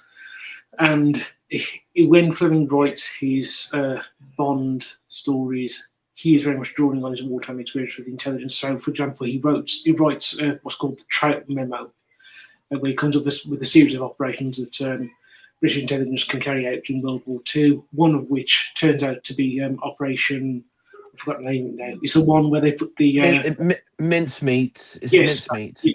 Yeah. Yeah, that's the and made into a movie called The Man Who Never Was. Yes. Yeah, far better, by the way, than the more recent bollocks that they came out with. Mincemeat one, yeah, which has got black guys in it who just wouldn't have been in Britain in 1943 or whatever it is. Commander Bond, and he is a commander in the Royal Navy, which is like above lieutenant, below captain. And Commander Bond, 007, is very much Fleming's alter ego. And as I say, you've got to remember, James Bond is supposed to be a Royal Navy officer. That's part of the point of him. Yeah, and Bond. Oh, sorry. I was just going to say, wasn't, and this may be, who was it?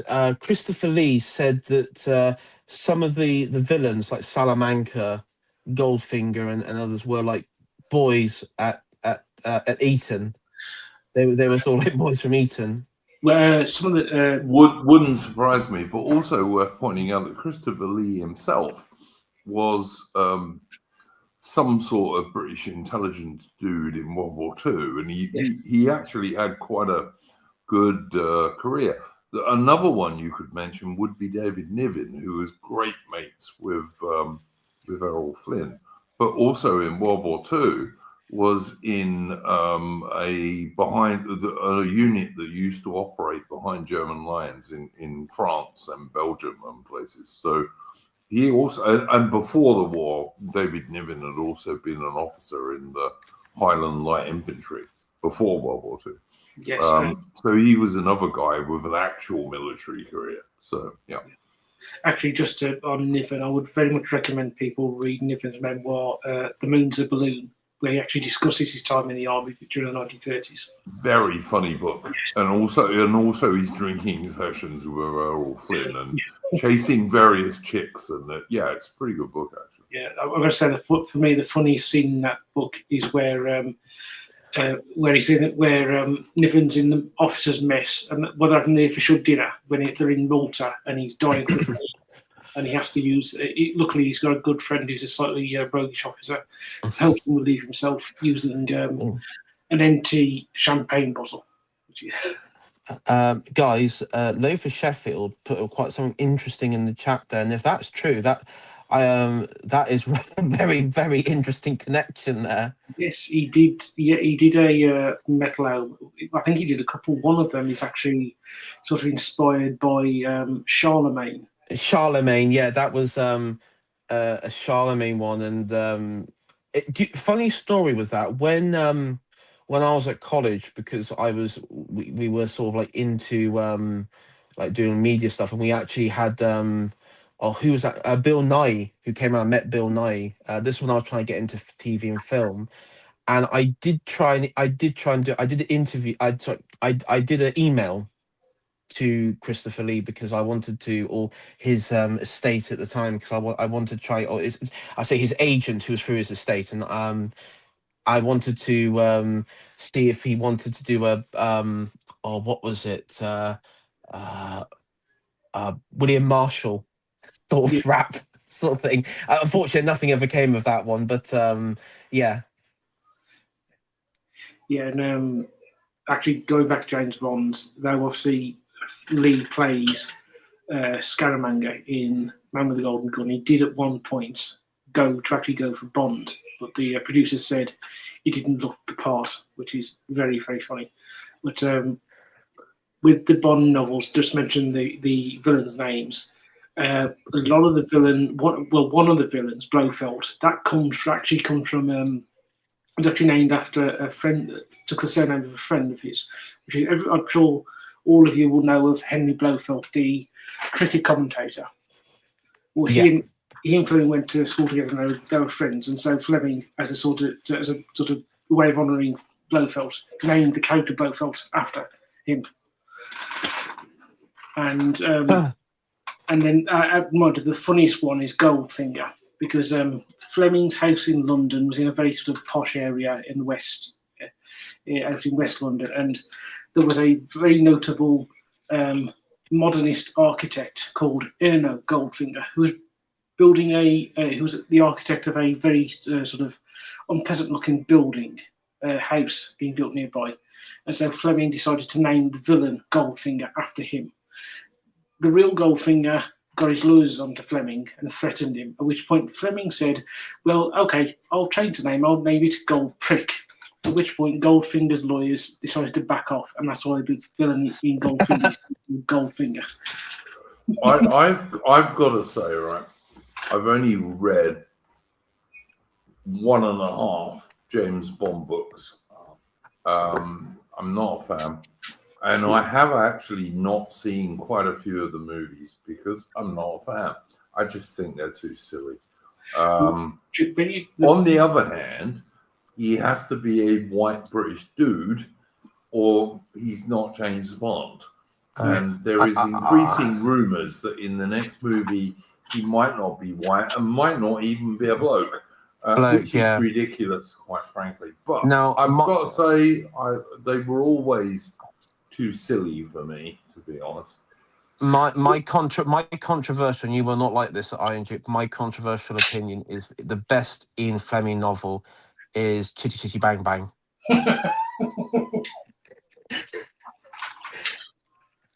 I had the misfortune to be made to watch that when I was a boy. And didn't it have that American guy who used to do the terrible Cockney accent? Yeah. He's like 101 now. What's his name? Yeah, he's not dead, is he? It's amazing. He's still alive. Yeah. Oh God, what's his name? What is he? Dick Van Dyke. Yeah, Dick Van Dyke show. Yeah, and there used to be the Dick Van Dyke show on British TV, which was an American show, obviously. But yeah, I was never didn't like Chitty Chitty Bang Bang at all. I never liked kid stuff. I've got to say, I never did. The only kid stuff I liked was things like 101 Dalmatians, because I think dogs are good. You know, dogs are brilliant. And I read the book and also the follow-up called The Twilight Barking, which is also pretty good, about the same two dogs. But I never really liked things for kids, and I always detested musicals. And Chitty Chitty Bang Bang is pretty much a musical as well, which is another reason I detest it. But yeah, there we go. Duke, the Bond novel, the Bond book that you read, was it one by Ian Fleming? Can you remember? Because there have been. No, it was definitely Ian Fleming. I've read Casino Royale all the way through. That's Ian Fleming. And I half read another one and then just got bored with it and stopped reading it, basically. And like I said, I haven't seen all the movies because I don't really like. I mean, the best Bond is Sean Connery, without a doubt. Like, yes. I could never really take Roger Moore seriously, to be honest. But Sean Connery was pretty good as Roger Moore. I didn't even hate Daniel Craig when he first started playing him. But I haven't watched the last Daniel Craig one. And as I say, I always thought James Bond was a bit too stupid, to be honest. Like too over the top is what I mean. Well, I've got to say, if you think Casino Royale is the most sort of conservative of the Bond novels in a way, and it's actually the one of all. That's why I finished it, because it was not totally Yeah. disbelievable, unlike most of the others. Just replace Spectre with Mossad, and I'm joking. Yes, Um, I would say that You just can't stop Feb posting, can you? I would say with the Bond novels, if you want the Bond novels, I would suggest anybody start with is either Moonraker or From Russia with Love, because they are two of the best. They are Fleming at his the best he does. Moonraker in particular is the only Bond book set in England, and it is a brilliant mystery novel. Just being put off, sort of off balance throughout it, right until the end, and it really does work. So where would you say, Arron, that the British adventure novel is today? And I've got something to talk about this, but you know much more than I do about it. So where would you say it was today? It's not really. It's not much of a thing anymore. Partly because it is a genre. It's sort of split up as a genre. Partly because of the sort of development of spy fiction as its own genre, and war fiction, particularly post-war, become their own thing. I would say the last sort of, and he did sort of live in Britain and regard himself as British, would be a sort of big adventure novelist this country produced, would have been Wilbur Smith. And oh my God, you mean The Lion Farts at Dawn, man? Yes. Yeah, so that's really he is the last gasp of that. Possibly Frederick Forsyth, maybe. Yeah, no, I think Frederick Forsyth is more realistic. Yeah. Also, the other one. Sorry, Andrew, I'll let you go ahead. Yeah, sorry. Yeah, the English dude who moved to Rhodesia and wrote The Wild Geese and a couple of other books. Oh yes, yeah. I'd say he fits in this genre pretty well. The other one that fits in is Anthony Horowitz, which is very, very relatively recent. It's the Alex Rider series. Yeah. I read that. That's a that one is Bond. I mean, it's like he's like a teenage spy. He's like a teenage. He's recruited because his uncle's killed and everything, and so he's a bit of a teenage spy. And you have I think the first book is is it Point Blanc? I can't remember now. That's the second one. That's the second. Stormbreaker. Stormbreaker is the first. Yeah, Stormbreaker is the first one. Yeah, and that's quite a good series. I mean, the film was pretty awful. I'm not gonna lie, but the book itself is quite entertaining. Yeah, but it's very Bond-esque. It's quite Bond-esque, and actually thinking about it, there is a couple of authors that have come to mind. One would be again, he died only a few years ago. Jack Higgins would be one of them. He was very no. Jack Higgins wrote some adventure novels that were basically British. Yeah, no, fair enough. Yeah. And I think that the only two authors I can think of who would be doing adventure fiction properly would be, oddly enough, two ex-SAS men, Chris Ryan and Annie McNab, who obviously both write novels about. There's another dude, Arron, who was a SBS guy, special boat service guy, and I think his books are better than those two guys, actually. Yeah, I had the opportunity of meeting at a book signing Andy McNab himself in Taunton. Mm. Yeah, so that would be cool. He was an SAS guy. That would be cool. Yeah, I would also say that I didn't mind Len Dayton's Harry Palmer books, which were kind of an antidote to 007. And Harry Palmer is a bit of an anti-hero, but he's not really. He is a hero. He's just a low-key hero, you know.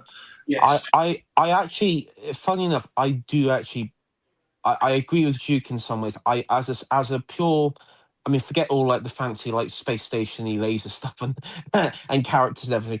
I do prefer the Harry Palmer, like as just pure spy, as a pure espionage thriller. I that is my that's probably my like top.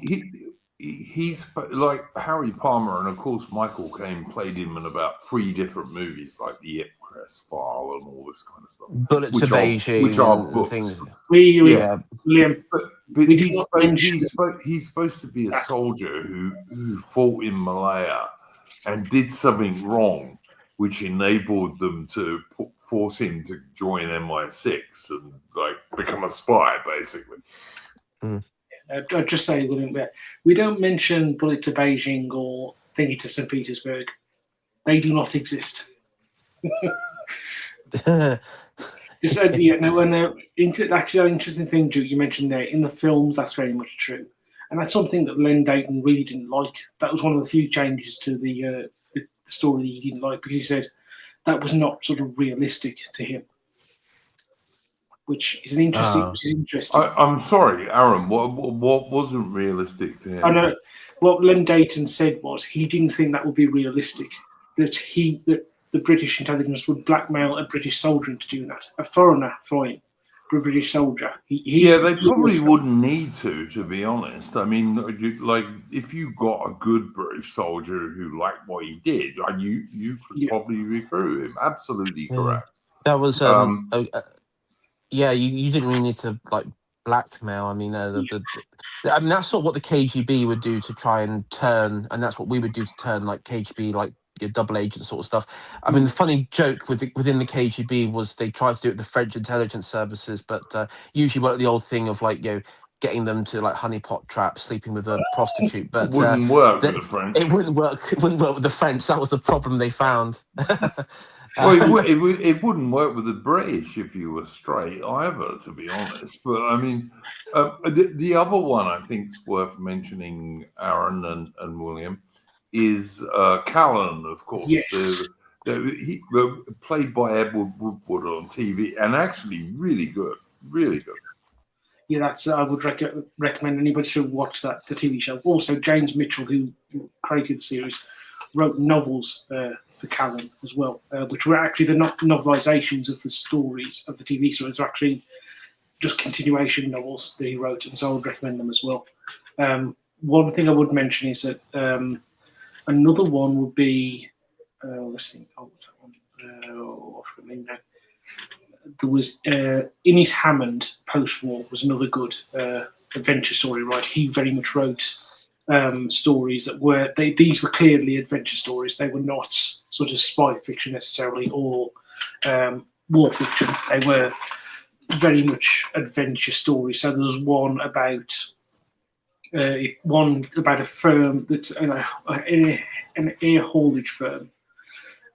Going from East Anglia to Berlin and back it's in the middle of the Berlin blockade. It's part of the Berlin airlift, but there's a sort of crime mystery story going on underneath it, and that's really well done. Another author we should mention in terms of the adventure fiction would be Alistair MacLean, who from the 50s up until the 1980s, both in terms of the books he published as well as their adaptations, was sort of a big dominant figure in this. So he is the man who writes The Guns of Navarone, Where Eagles Dare, what's the name of it? The second one is a terrible movie, but yes. There's The Satan Bug, and there's also For Whom the Bell Tolls, the film of which is actually quite good, and it's got Anthony Hopkins playing the main character. I've got to say, I thought Alistair MacLean became more and more transatlantic and American the longer he went on. Yes. But, yeah, he did. Yeah, you very much see that in the later books. So there are a couple of books that are written under his imprint, as it were, but they're written by other authors, and they're about a sort of spy investigator working for the UN. And so, yeah, it becomes he's very much writing more for the American market by the mid-70s. But that sort of early period from the mid-50s to the mid-70s, that is firmly sort of British adventure fiction, especially in the heyday of the 60s for him. One of my, I will claim this because it is. He was born in Bermuda, British Overseas Territory. Even so, I will claim him, even though he is technically like a dual national. Is James Luceno, who is a really good science fiction author,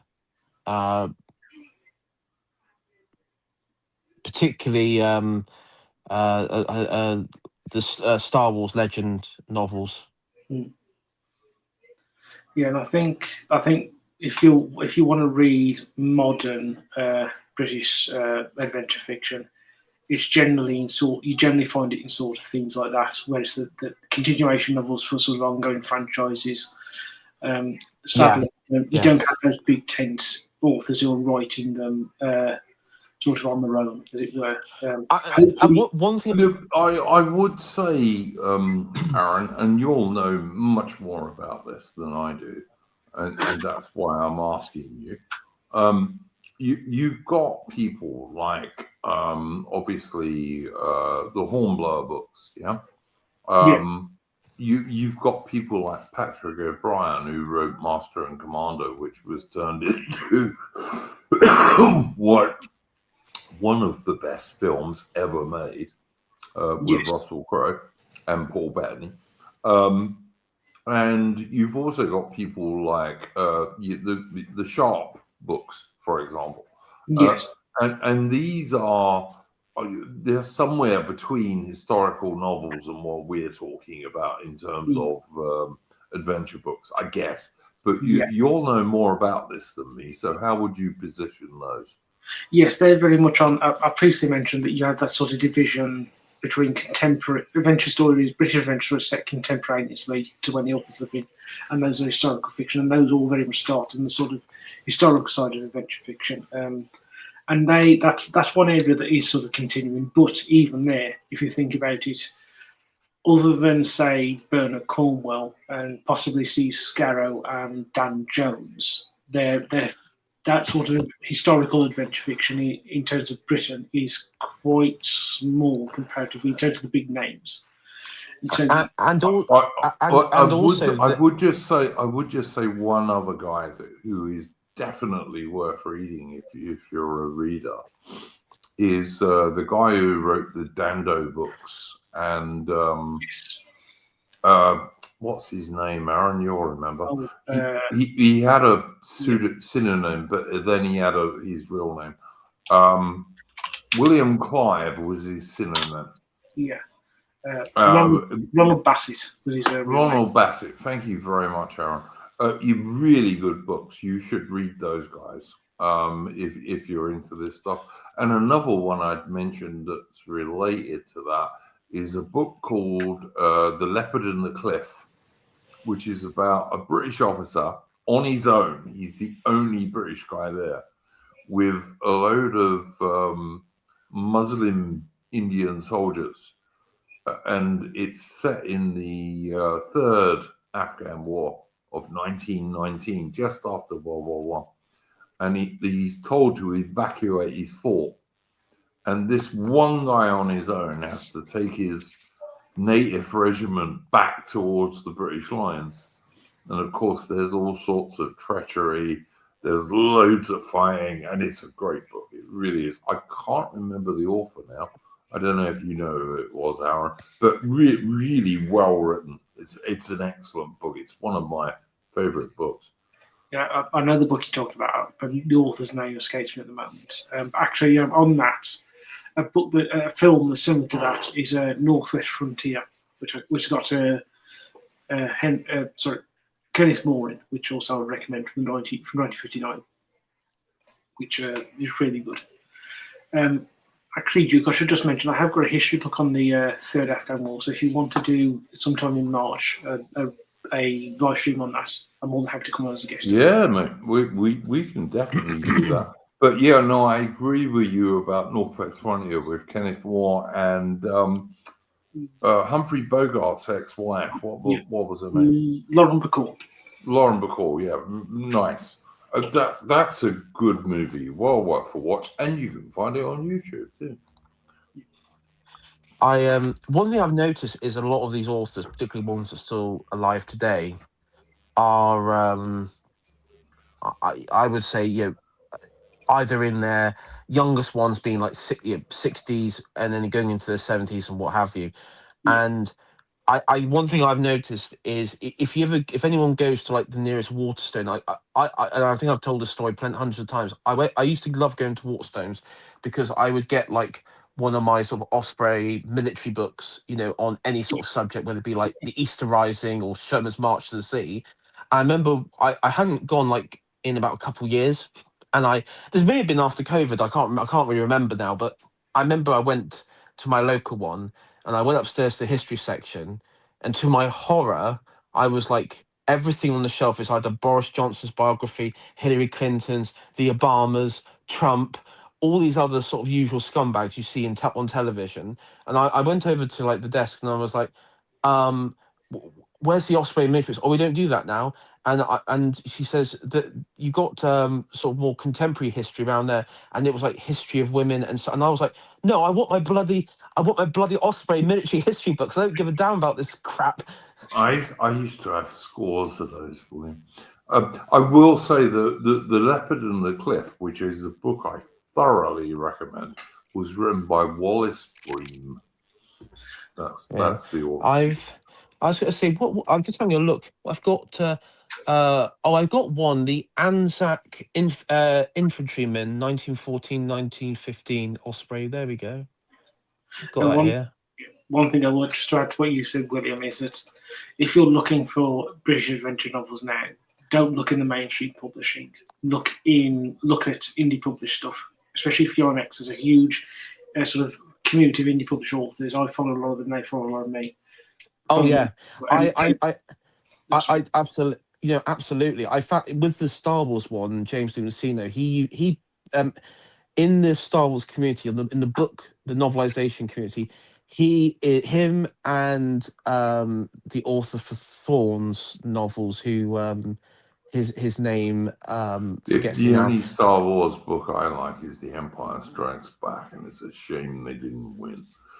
but with the novels, particularly in the 90s where it really like started, it's really annoying. I forget the book of the Thorns. I'll forget I'll remember his name just shortly. But they both built like the expanded universe for Star Wars in their novels, like to incredible stuff like Darth Plagueis and everything is like a complete masterpiece.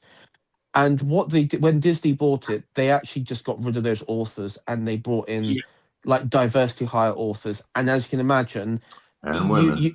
And women. And the books they created, like Sam Maggs, I mean, she's literally a cancer. There is no redeeming quality about her at all. She is a cancer that there's no creativity at all.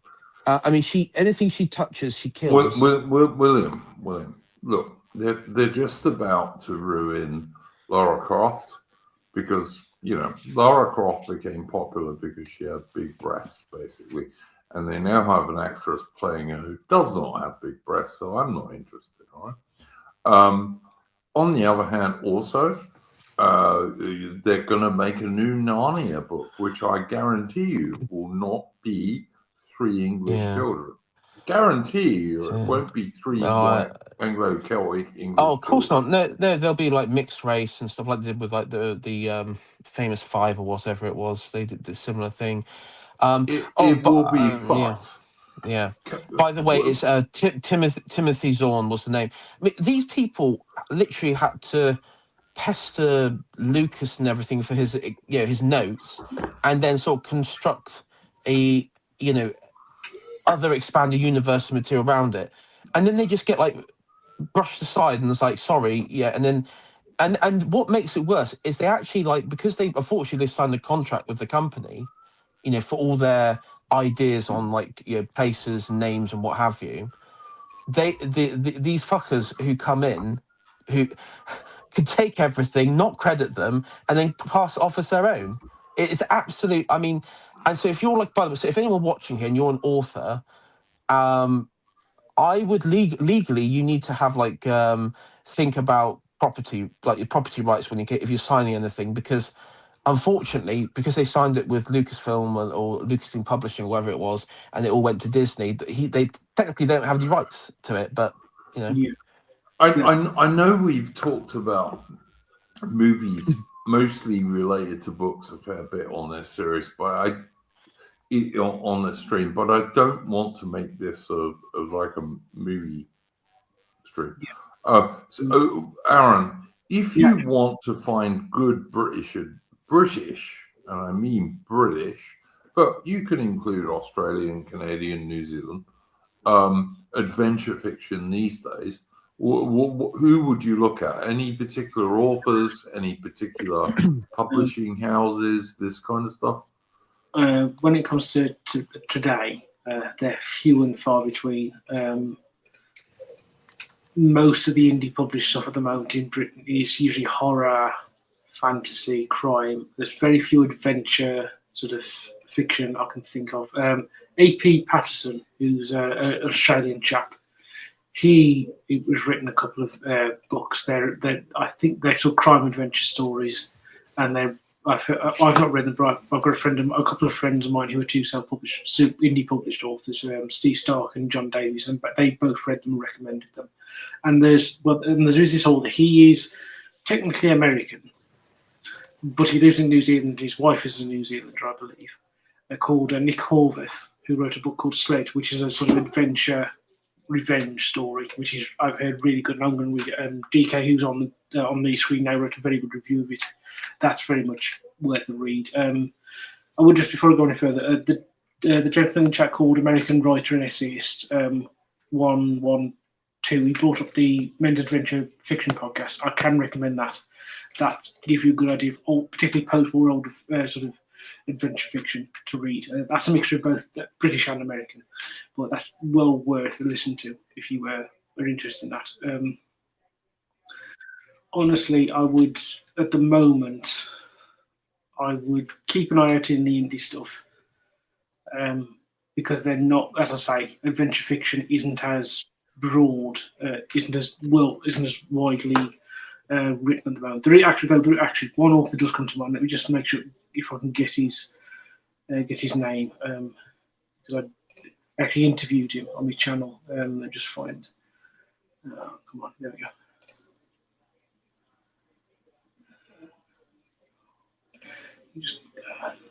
While Aaron is finding that, I would just say, guys, I think that the books that are being published have some relation to the morale in the nation.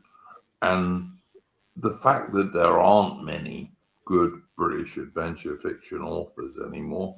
And of course, adventure fiction overwhelmingly appeals to blokes, basically. Like women like romance and all this kind of shit. But that's why it can't be made. I mean, I've actually been writing for last year. I've been writing a book myself. It's about it's about this character, historical like fiction one, around Alfred during the his war with the Vikings and what have you, and its turning point. And the problem that I've had when I've spoken to I've sort of a friend of mine who has published. He did a fantasy like somewhat like a fantasy novel, and he said that they wanted to totally change it. Any publisher you go with, they have an editor in. They want to look at it, change it, and say, "Oh, it doesn't hit this. It doesn't. It's not wide ranging enough for these different audiences like women, minorities, and everything." And it's an impossible task. It's an impossible. William, I would say to you, talk to Aaron, because I know Aaron is in touch with quite a lot of independent publishers in Britain. Well, that's yeah. You should have private conversations with Aaron and see where you could get your stuff published, because I'm sure there's somewhere. And if anyone knows Aaron, will, because he's the biggest book expert on my channel by a long way. Because that'd be useful, because that's one thing that I've always I got this several chapters, and I don't want it to be, if I wanted to finish and publish this properly, I don't want it to be changed or undermined in any sort of way that would affect the story, because I mean, only I get to change it, sort of thing. No one else can. I mean, the best way would be for you to independently publish it yourself through, say, Amazon. Kindle is very good, that sort of way. And then, Yeah. I would recommend that as the best way to do it. But also, there are, especially in the indie author space, quite a lot of authors who are themselves professional editors, and they will give you a proper editing with it. They won't. The changes they make won't be anything to do with any political things. It'll just be the proper sort of editing stuff that you get. Yeah. William, Arron makes a good point. A good editor can make a book, and that's not, as Arron was saying, it's got nothing to do with politics. It's just making the book a better read, Oh yeah, I mean, so like, Arron is correct about that, for sure. Yeah, no, 100%. Proofreading it and everything, but that's something. I know. I have, like, these have been, but like not, these aren't novels, but like Richard Hilton's Imperial Obituary.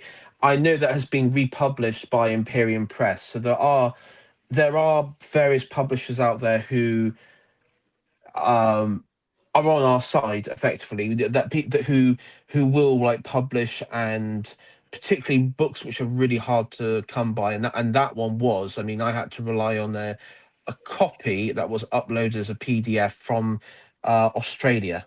So yeah. Arron, I was going to ask you this. I think, like, particularly given our conversation this evening about the history of British adventure novels, and of course, adventure novels mostly appeal to blokes, to men, and young, and like older teenage boys and all this kind of stuff. And William brings up Imperium Press, which is a good publishing house that is trying to do the right thing.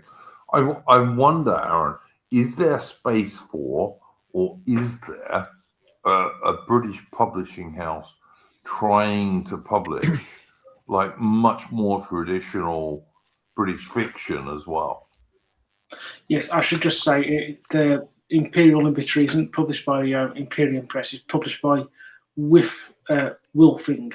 Oh, Wilfring. Sorry, yeah. It's I do happen to know, myself and DK do happen to know somebody who actually is involved in that publishing house. But yeah, I absolutely do think there is Duke, especially now, given that you've got the technological constraints have been removed with the existence of things like Kindle Unlimited on Amazon, and I forgot the name of the other one. It's something Spark, where you can also do it, where the publishing side of things, which was always a difficult thing for a publishing house to handle, has now sort of that's been removed, because you can do it through there. And if you do it through, say, Kindle Unlimited, where you can do, which also allows you to do both hardback and paperback physical books, that really doesn't cost you any more than it would. The cost comes from when the book is bought physically, as it were. So if you sell a lot through ebooks, you can make a fortune, and you can make your publishing house or publishing press a going concern. And given the way that the online British write is, there's certainly a space for that, particularly in adventure fiction, and sort of fiction more broadly. I do feel in our circles, fiction is sort of looked down upon and treated as a sort of second-class type of reading, when it really isn't. It's good fiction is on a par with good non-fiction, and I think that a press that is publishing good, solid fiction in general, adventure fiction particularly, would do well out there.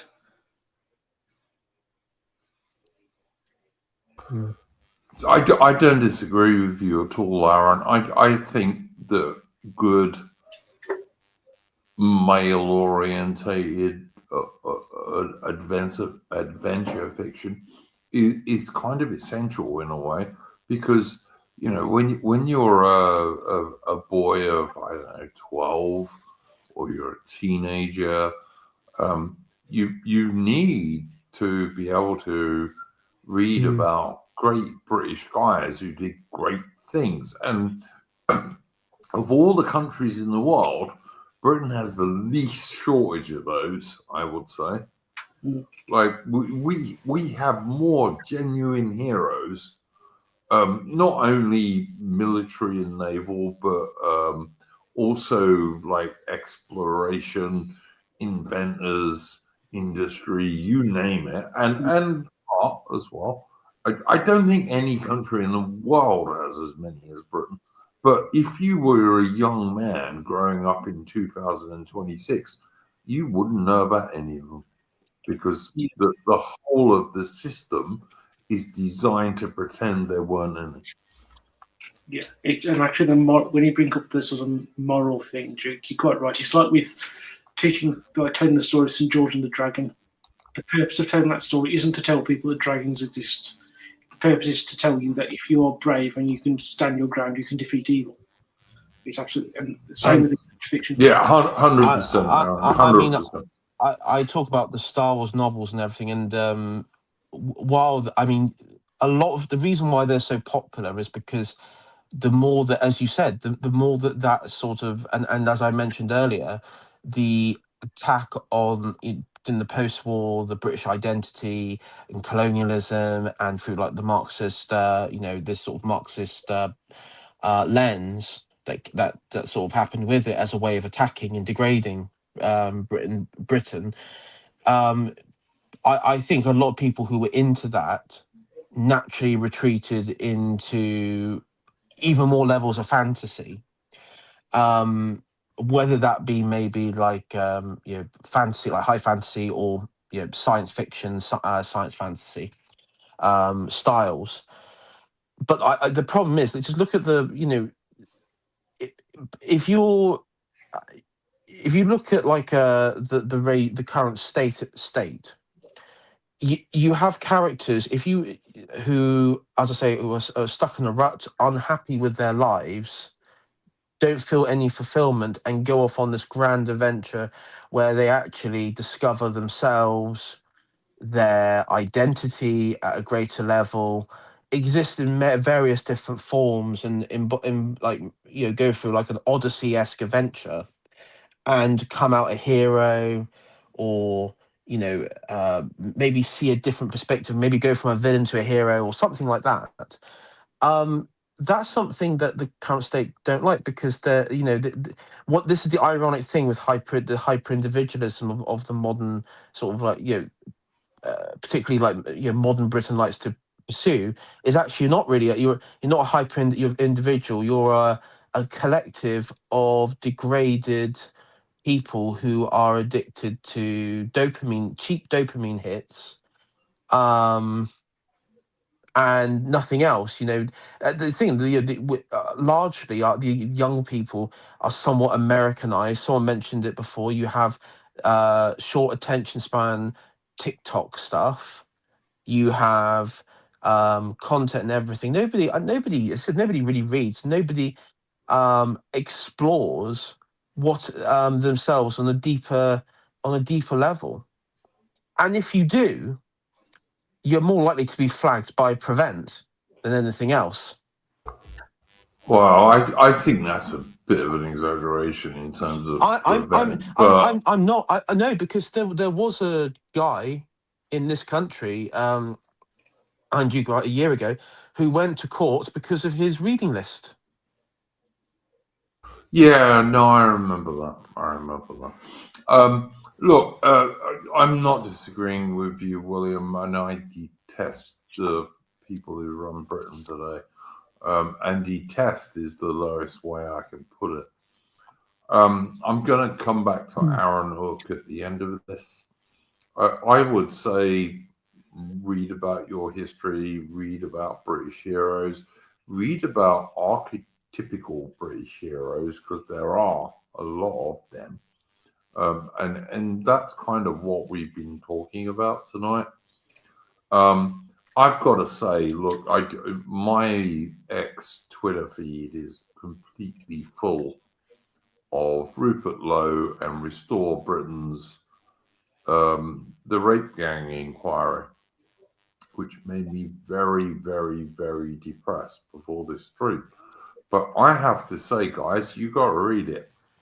And I would also say this: if Nigel Farage was a good man, why would he ignore this just because he doesn't like Rupert Lowe? Like, I'm sorry, this is not good. Nigel Farage and Reform are containment. They just are. Well, yeah, and something when I did my Epstein video on Duke, and I know this is a stretch, and there's no evidence yet. There's no direct evidence yet. But Yeah.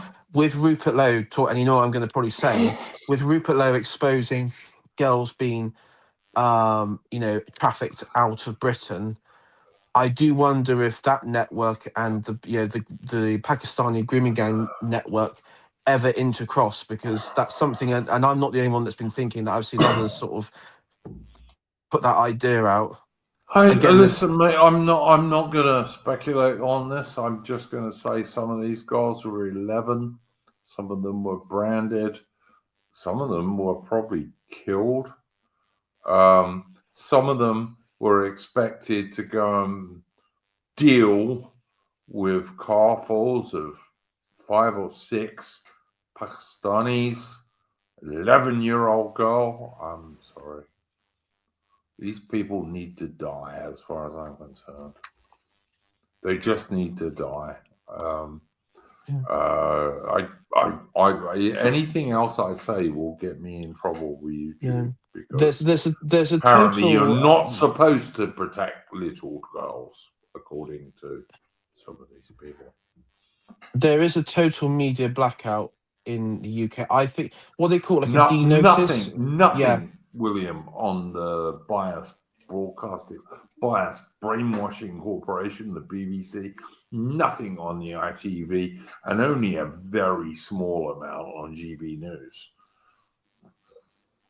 Yeah, I mean GB News is they've had to, because probably their viewers be writing in constantly about it. But yeah, it's been like barely anything, and they've even had like stooges for the Labour Party and other little NGO networks William, answer me this, right?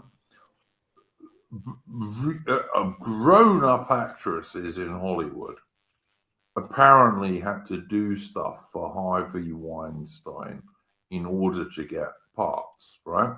And there are nude photographs that probably came from that source that you can find on the internet, right? And Harvey Weinstein is in prison. Yeah. Yep. And I'm no fan of Harvey Weinstein, but you know what? Nowhere is it suggested he had anything to do with 11-year-old girls. Oh no,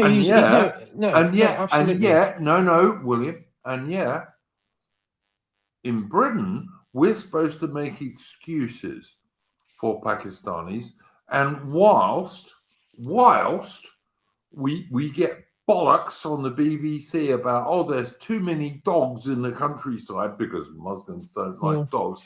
Well, fuck Muslims, frankly. Well, see, let me finish, mate. Let me finish. Sorry, okay. But the point is, 11-year-old British girls, well, fuck them too. Which is exactly what was done to them. And many humiliations and torture and you name it by these filthy barbarians invited into Britain by our so-called elites. And not all of them were small hats either. Sorry, William, you carry on. Yeah, I was just going to say, because in this country, rape is only determined by what Jess Phillips say. It's entirely politicized. The original sin lies with white man. That's what it is. That's how they frame it. It is disgusting. It's and quite frankly, you know, What about, William? And we know many cases of this, and it's come up in the rape gang inquiry. What about when dads and brothers tried to go and rescue their daughters and sisters, and the British police arrested them? yeah, yeah. I mean, the thing is, okay, and I will choose my words carefully. If you remember back, you know, and I remember because my buddy friend of mine, Callum, who former Lotus Eater, who I've you know, known for some time, you know, on off screen sort of thing. He just did an excellent video on visiting Syria, I believe. Syria, yeah, that's right. Yeah. The sort of you know, Al Qaeda area, Al Qaeda controlled Syria, CIA controlled Syria.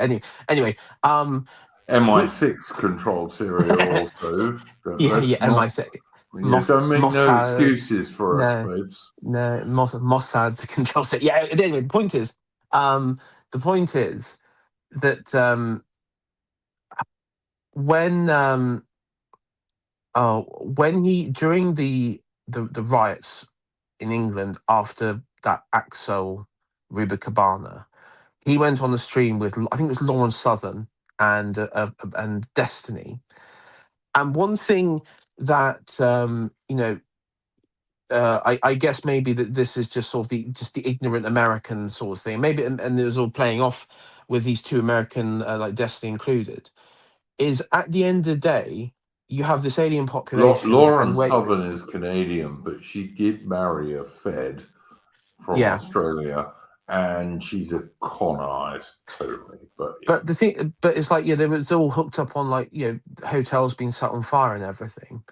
And that's, you know, the thing is, it should never have to get to that stage. But the reason why that's happened, and it's what reason why, like today in Britain, you've had this stabbing in a school in North London, and it's quite clear it was committed by probably a 13-year-old Arab, Muslim, you know, Asian, African, who knows? Obviously, someone who's not British. It was first investigated by counter-terrorism, but they won't want to come out and say it because the fear that the British state has is they know the capability of the British response to quite horrific crimes. Now, you had total media suppression in the rape gang. This two notable Afghan rapists in Warwickshire and stuff in Warwick, and so on. And so currently, I know it's going a bit off topic from what the stream is, but I will say on this sort of final point there, that the British state has just resorted to a tactic of ignore. We just ignore it because if it's mentioned at all, we 100, risk 100. all out, just like all out chaos. And the thing Careful. William, I is, totally agree which is with bad. you. I Yeah, don't. Which no, I don't want totally chaos. agree I with don't. you. All right. Yeah. My dad taught me to defend myself when I was quite young boy, because that's what good dads do for their sons. Because, you know, boys need to be able to defend themselves. But you know what he said to me when I was, I don't know, 9 or 10? Only cowards use knives. Only cowards use knives. That was the British attitude back in the day. It was. And this is it. You know, this is the beast that we have to fight. And you know, when it goes back to, you know, what it's saying is reform. Nobody at the end of the day, no one wants to actually confront, you know, actually deal with it.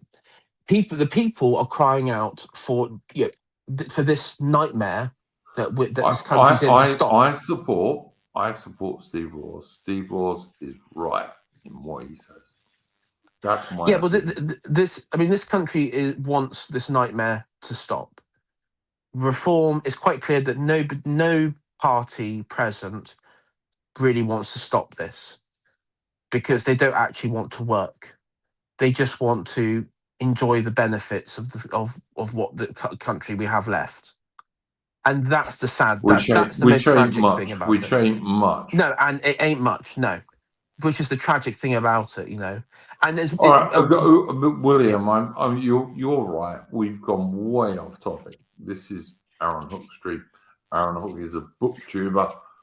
Arron, would you please, and you can say anything you like about the stuff we've just been talking about, obviously, but would you also please plug your channel and all that kind of stuff? Yeah, one thing I found the author in question I wanted to recommend. His name's Richard Nichols. He's a British author. In fact, he was born in Jamaica to British parents. His father was from Lancashire and his mother was Mexican.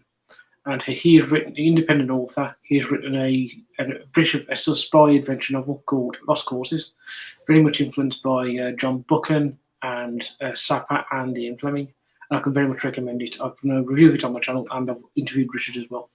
And so my channel is Arron James Hook. And if you'd like to know more about this sort of adventure fiction, I can recommend 2 live streams are coming up this coming Saturday and the Saturday after, because I run a book club on my channel called the Imperial Court Fiction Book Club, where very much British adventure fiction is centred to that. And so on Saturday at noon British time, I will be doing a live stream with DK and possibly Duke if he's free, about the 39 Steps by John Buchan, which was the pick for December. And the following Saturday, we will be doing a live stream on January's pick, which was the Mystery of Dr. Fu Manchu by Sax Rohmer, the first of the Fu Manchu novels. And just to round up on this book club, this one's pick is Casino Royale by Ian Fleming. So if anybody wants to take part in the book club, you're more than welcome.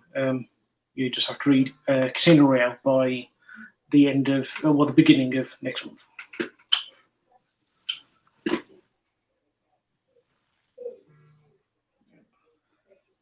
Anything else you wanted to add, Arron? That's pretty much it in terms of all the stuff on my channel, yeah. All right, mate. There will be a link to Arron's channel below the stream later on. William, would you like to plug your channel, sir? Yeah, William Grenville, formerly AI Shy Tory. I might do a couple videos or a video. I haven't really decided on the subject yet, but I got a couple ideas. But yeah, it should be some point this week.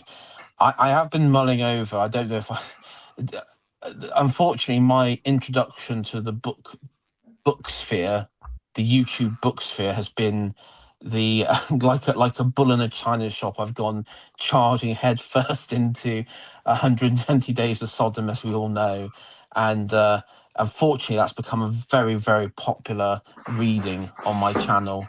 In fact, quite the most popular, which is a tragedy in all itself. But yeah, so I don't know. Maybe do the masses want me to do a part 2? It's pretty funny, William, to be honest. It is funny. I'm not going to lie. It's plainly unpleasant to you to do, but yeah, it's pretty amusing. I do. Someone is saying in the chat we didn't mention Shackleton. Shackleton, the British explorer. I didn't think he wrote any fiction, and we've been talking about fiction mostly. Shackleton was a great British explorer, I grant you. Probably one of the greatest Antarctic explorers, but don't think he wrote any fiction. Did he, Arron? Not that I'm aware of. I think he wrote accounts of his exploration, but I don't think he wrote any fiction there. That's what I thought. But yeah, check out William Grenville. And let me say something, guys, right? And I can't give too much information away here. But William Grenville, not so long ago, actually saved somebody's life. Like it was a real hero. And not very long ago either. So, you know, there are still British heroes around, and William is one of them. So there we go. Yeah, Yeah, I was going to say thank you. I won't go into too much details because it will be Yeah, you dox yourself, mate. yeah, Don't do dox it. myself. But yeah, I'm just glad that the person in question got out okay, and I have found out that everyone they're okay, and so that's good, and that's got mentioned in the local gazette. Don't say too No, much, Willie. no, I Don't got say too much. no. I won't say too much, but yeah. To be honest, it was uh, things like that. It's it's things come round. Things come round and surprise you. All I would say is that William, who's a pretty young dude, certainly compared to me, put his own life at risk to save somebody else, and he did. So there are still British heroes in the world, which is kind of cool, actually, as far as I'm concerned. It really is. So yeah. All right, guys. Yeah. The next stream we have will be our weekend stream. And I think our normal Splendid Isolation stream, and I think we're going to mostly talk about the rape gang inquiry, actually, and why Nigel Farage and Reform are ignoring it just because Nigel Farage doesn't like Rupert Lowe. All the British mainstream media are ignoring it as well. What a surprise. But why is Nigel Farage doing that? I know some people say to me that the ordinary membership of Reform are going to make Nigel and the Sri Lankan Muslim Zia Yusuf and all those former Conservative MPs actually listen to them. I hope that happens. I'm not confident it will, but I hope it does. There's no mechanism for them to do that in the party because it's not like a proper party that you would understand it like Labour or Tory. It's a subscription service. So unless you've got, they'll just like kick if there's any dissenters, which would be a minority anyway, just kick them out. I don't know about that, William. I do think that the vast majority of the base membership of Reform are more right wing than Nigel or Zia or any of these former Conservative cucks. But we will see, I guess. We'll see. I mean, the thing though is, there is a cult of personality somewhat around Farage, and how many are just Nigel Farage sycophants? I don't know. I think a lot of the base membership are probably pretty right wing and based and totally like want remigration. That's my own view. I might be wrong. I know some people are. Like I know quite a few members of Reform who are not at all happy with Nigel Farage at the moment. But we'll see. We'll If any are listening, and because I know they've opened candidate selection, all I say is scrub your social media history, or if you haven't got any, don't be sensible. And if you apply for it, just be sensible and all that sort of stuff. Hide your power levels, gentlemen and ladies. Hide your power levels. Just be sensible. Don't say anything or post anything that's wait till you get some power and then open your gobs. And try and find people. I mean, and also try and if you can, find some like-minded people within the party, in sort of positions, and maybe organize like a party within the party or something. I don't know. But if you can, but just be careful while doing it because the eye of Zia and Tice might freak out about that. You mean the Reform eye of Arron? Yeah. Yeah. Indeed. Hope not hate. Yeah. I don't disagree with that. Thank you very much to my guest, Arron Hook. Do go and check out Arron Hook's channel, particularly if you're into books, and also some movie reviews as well. Arron does some good stuff on that. Do go and check out William Grenville, good channel. We'll be back on Saturday with our normal Splendid Isolation stream, which I really do think is mostly going to be about the Rupert Lowe and Restore Britain's rape gang inquiry. It's horrifying, to say the least. I would also point out that I don't know what our history stream will be next Wednesday. I suspect it might be me talking about British tactics in the Napoleonic Wars, particularly in the Peninsula under Wellington. But on Thursday, we've got a special stream coming up. And this one next Thursday, which will be not this Thursday, but the Thursday after. This will be my good friends Mercian and Adaman talking about trying to, if we got a good government in Britain, trying to reindustrialize Britain, like so Britain makes things again. And I'm really looking forward to that because I think it will be an interesting stream. All right, guys, I think we've covered everything we need to cover. And all I will say to you guys is, in the meantime, don't let the bastards grind you down because they are trying to. And we'll see you on Saturday. Go well, people.